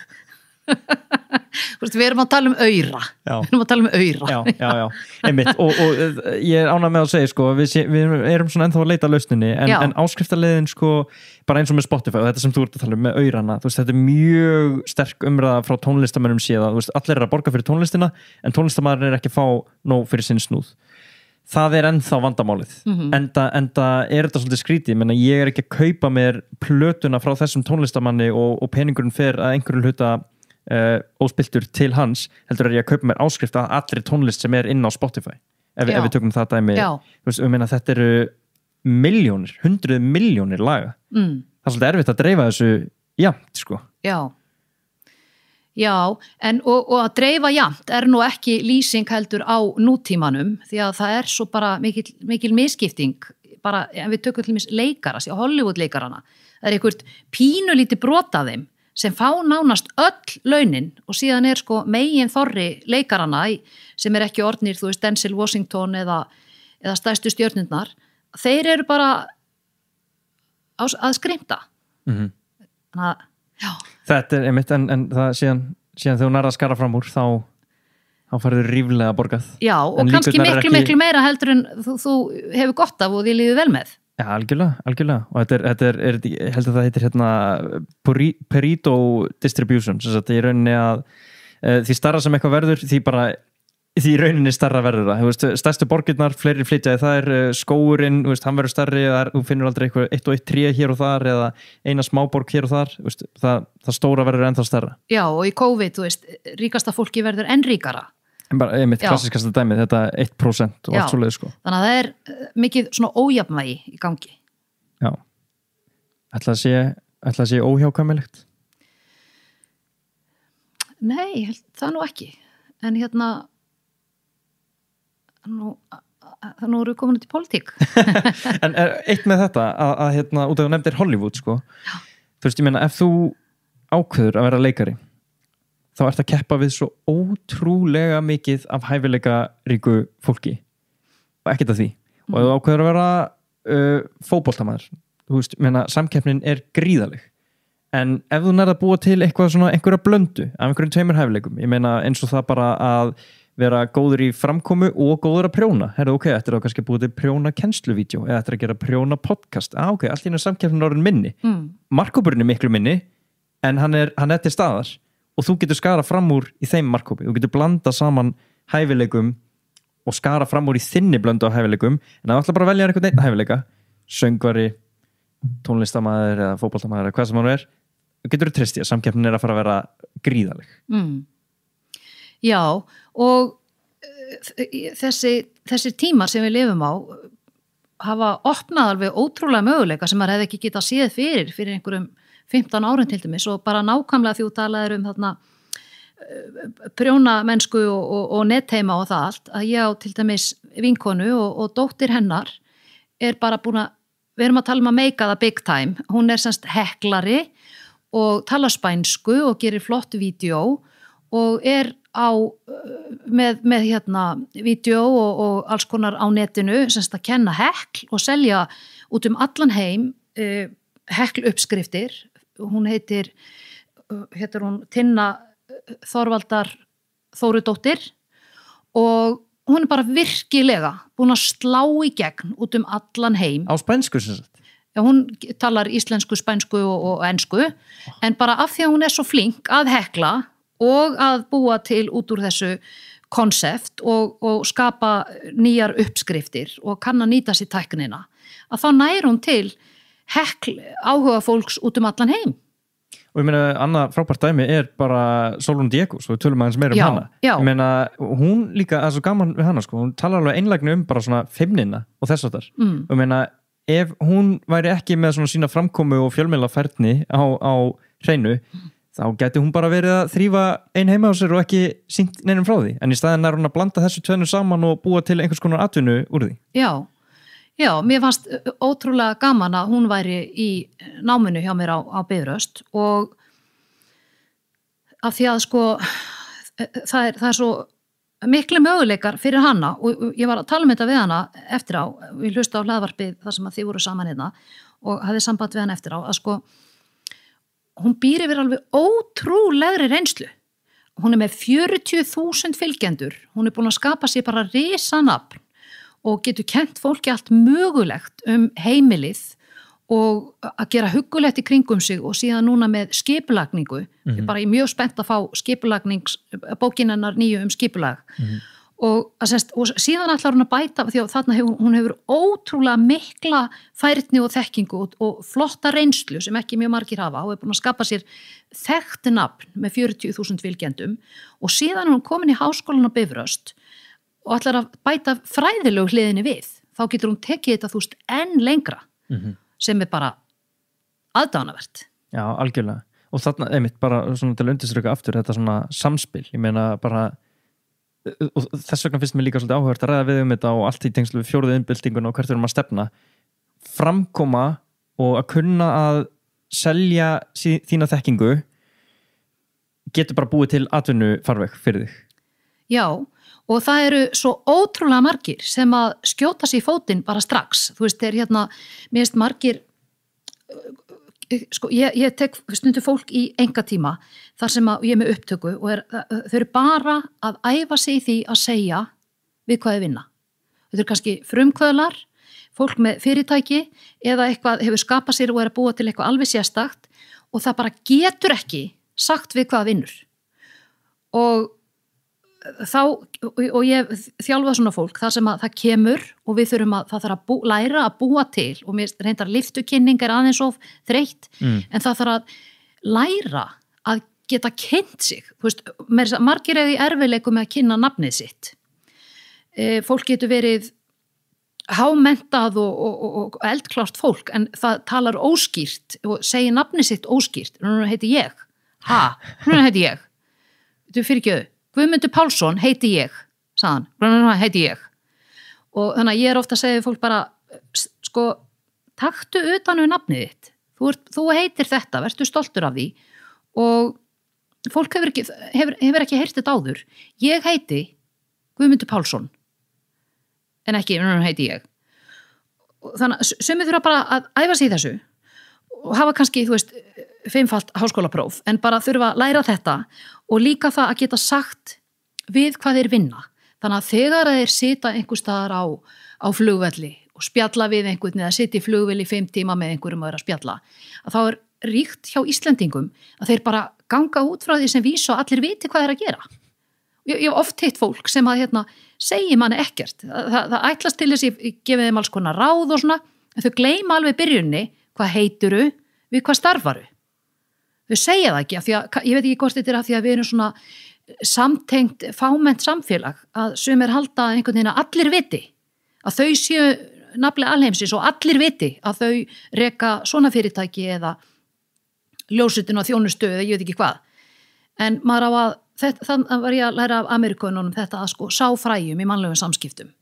Þú þarft að vera óhræddur við að kynna þig og þá ég ekki að tala að vera alltaf eins og söluræða eða vera alltaf að trana þig fram en þegar það á við þá þarftu að kynna þig og ekki reikna með því að allir viti við hvað þú starfar eða hver þín sérstaða. En hvað með gagnrýni? Því meira sem þú segir, því meiri gagnrýni ferð á þig og eins og Sólrún talaði og hún fekk þetta góða ráð með að hún hefur fengið sinn skamt af gagnrýni eða neikvæðu umtali að fólkið sem að stendur með þér það lætur ekkert endilega í sér heyra og það svona nýttist henni svolítið vel að fá það reynslu ráð frá reyndum fjölmiðlamanni. Hvernig lítur þú á þetta? Ég meina þú ert búin að vera í sviðsljósunum svo lengi, er gagnrýni eitthvað sem að býtur á þig eða hefur kannski ekkert verið að þurft að fást mikið við slíkt? Mér veist ég bara alveg eins og hún lýsti svo ágætlega í þættinu þínum.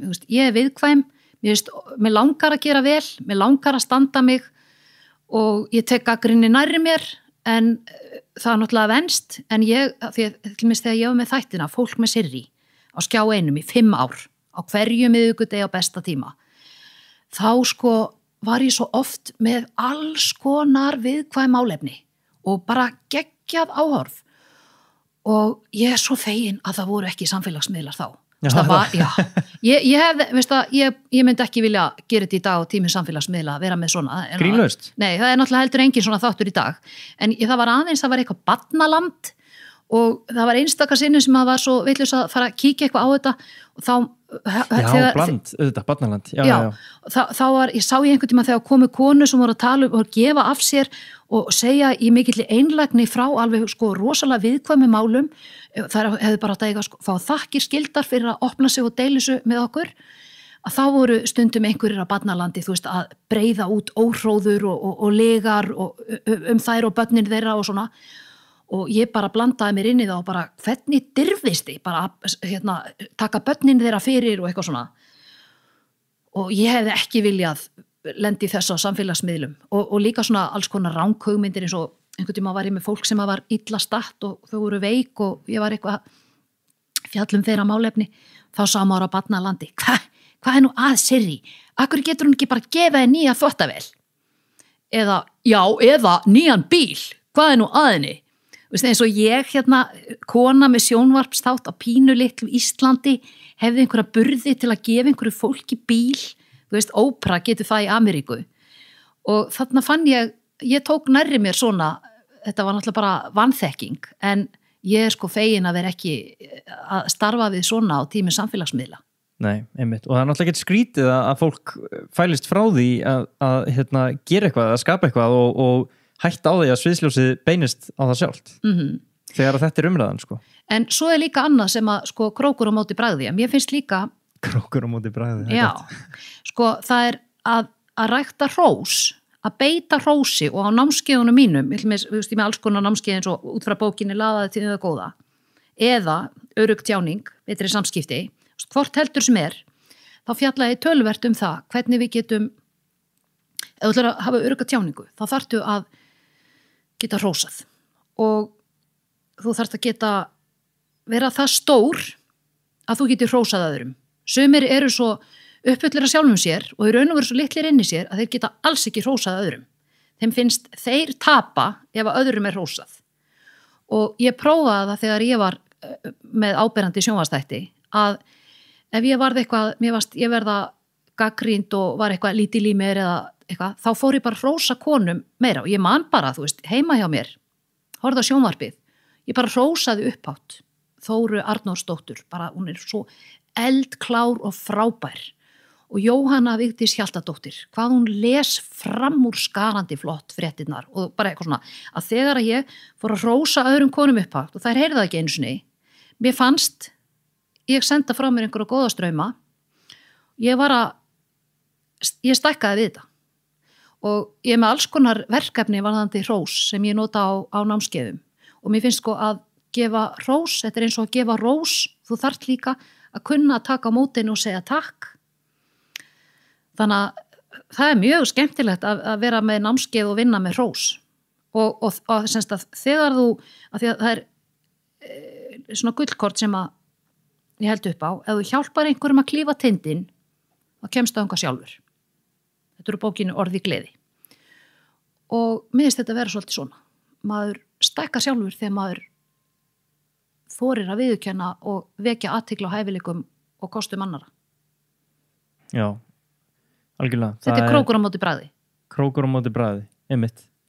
Já, mér finnst það gott og ég tengdi líka mikið við þetta sem Sólrún sagði sko að og eins og getur rétt ímyndaðir sko, hún náttúrulega inn í samfélagsmiðla hvirfilbylnum, inn í auga stormsins, að fá svona gagnrýni og þetta tekur svo djúpt á mann og það heyrist ekkert í þeim sem að kannski halda með þér eða vilja hrósa. Þeir bara, hún er að standa sig vel, ekkert mál. En síðan kannski Sólrún að fá alls konar gagnrýni á sig sem hún er að taka inn á sig og eins og hún gerir bara vel og hún segir frá því sko, þá allt í henni heyrist í öllum minnum bara hei, wow, ég er með þér í liði, ég er að fíla það sem hún ert að gera og allt þetta sko. Já, en mér finnst reyndar líka og þú ert kannski ekki sammála mér, en ég veit ekki, mér finnst sko strákar og kallmenn eru miklu duglegri að hrósa hver öðrum og kallmenn nota miklu meira nöfn annara kallmanna og það að nota nafn á einhverjum eins og ef við erum í umræðu þætti og ég segi já, alveg eins og Snorri Björnsson var að segja hérna áðan,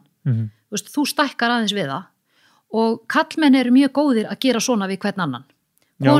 Konur margar hafa ekki verið duglegar við þetta og mikið talað um nafnleysi kvenna og það er kallmenn nefna konur miklu síður á nafn svona opinberlega og hrósa þeim svona opinberlega og konur hafa ekki verið nógu duglegar að standa með hver annari og lyfta hver annari og nota nöfn opinberlega. Þetta það er fullt af konum sem eru markvisst að vinna með þetta, félagskvenna í atvinnulífinu og fullt af konum sem eru markvisst að gera góða hluti hvað þetta varðar. En nafnleysi kvenna hefur verið alveg áberandi í sögunni og það hefur áhrif á sjálfstraust okkar. Þannig að við þurfum að vera duglegar að hampa hver annari og þetta er svo frábært hvernig fótboltastelpurnar okkar, fótboltakonurnar eru að breyta þessu líka. Að því að áður fyrir þá voru bara, þú fórst inn í strákaherbergi og þú sást plaggöt af fótboltastjörnunum upp alla veggi og þeir voru, ég er Messi maður eða ég er, þessi og þeir héldu með og voru alltaf að halda sínum mönnum á lofti. Þetta gerast því að stelpunum líka. Núna getur þú farið inn í stelpuherbergi og þú sér, stærstu kvenstjörnurnar í fótboltanum hérlendis og erlendis og þær nefna nöfnin þeirra á svona. Finnst þetta alveg frábært.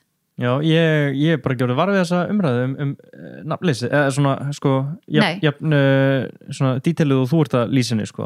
Þú ert líka ungur kallmaður. Já. Ég er miðaldra kona.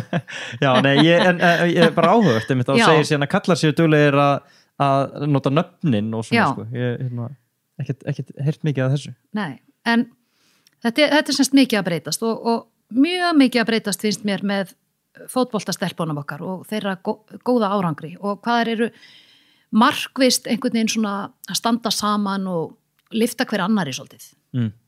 Já, þetta er náttúrulega mjög rétt eins og með fótboltan sko, ég getur trúið að sé miklu algengara að ungi strákar svona sjái fótboltamenn í hillingum frekar heldur en unga stelpur sjái fótboltakonur í hillingum. Já. Bara svona upp á nöfn að gera og plakatinn og allt þetta sem þetta nefna sko.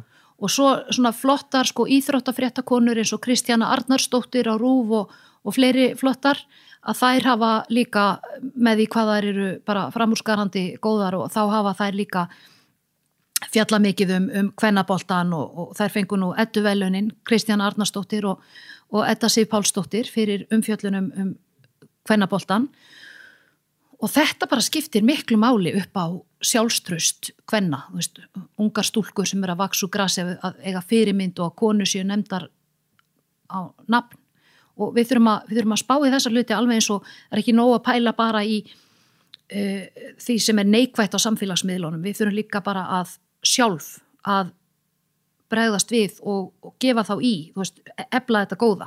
Já, algjörlega. En passaðu þarna að láta til mis vita, Eddu og Kristjánu að þið líka það sem þær eru að gera eða að hrósa þeim? Já. Ég held að það nefnilega geti, alls ekki að fara að tala fyrir þær, en bara að heyra eitthvað hrós frá reynslubolta úr fjölmiðlaumhverfinu að fyrrabræði. Ég held að það geti gefið mikið og alveg til lífstíðar. Já, ég bara persónulega segja þetta oft við hana Kristjánu, hún er tengdadóttir mín en þar fyrir utan þá er ég búin að hrósa þeim báðum og gera það opinberlega og mér finnst þar svo sannarlega eiga það skilið að hafa fengið Edduverðlaunin fyrir umfjöllunum kvennaboltan. Einmitt. Það gott. Erum við ekki annars bara jákvæð? Ég held það. Erum við ekki bara góð? Jú. Og við erum lausnamiðuð og þó svo það sé búið að fara yfir þung málefni eins og kulnun kalla og kvenna og þess og þar, þá horfum við björtum augum á framtíðina. Það er svo gott að koma til þín.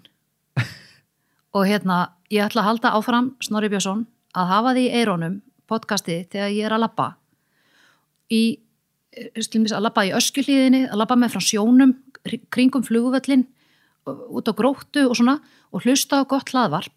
Þetta er bara allra meina bót. Já, og taka sjálfströstið inn úr fjöllunum og sjónum og vindinum og... Já, efla serotónin hamingjuhormóna framleiðsluna í leiðinni. Já, og þakka fyrir það sem maður hefur. Já. Það er ekki mikilvægt. Mjög mikilvægt. Minna að segja það. Já. Sirrí, má ekki nefna bókina þarna, nýju? Hún er komin út. Hún er komin út, fæst í bókabúðum þegar karlar stranda og leiðin í land. Og svo er líka hægt að fara bara inn á sirri.is, síðuna mína. Sirri.is? Já, og smetla þar á, þú veist, þá getur þú síða allar bækuna mína og þá getur bara smelt á link og þar með bara ertu komin og farið í pott og, eða þú veist, skráir þinn og farið þetta sent. Komin í pottin? Komin í pottin, en þá farið þetta bara sent heim í postkassan. Æðislegt. Sirrí, ótrúlega gaman að tala við þig og bara takk fyrir að kominga, gefa þig tími í þetta og bara fyrir að vera svona hress og jákvæð. Ég meina það er bara, það lyftir mann upp að fá að spjalla hans við þig, bara heiður að geta fengið að heyri þér og teltið þinga í spjall. Mín var ánægjan og miklu meira takk, Snorri Björnsson.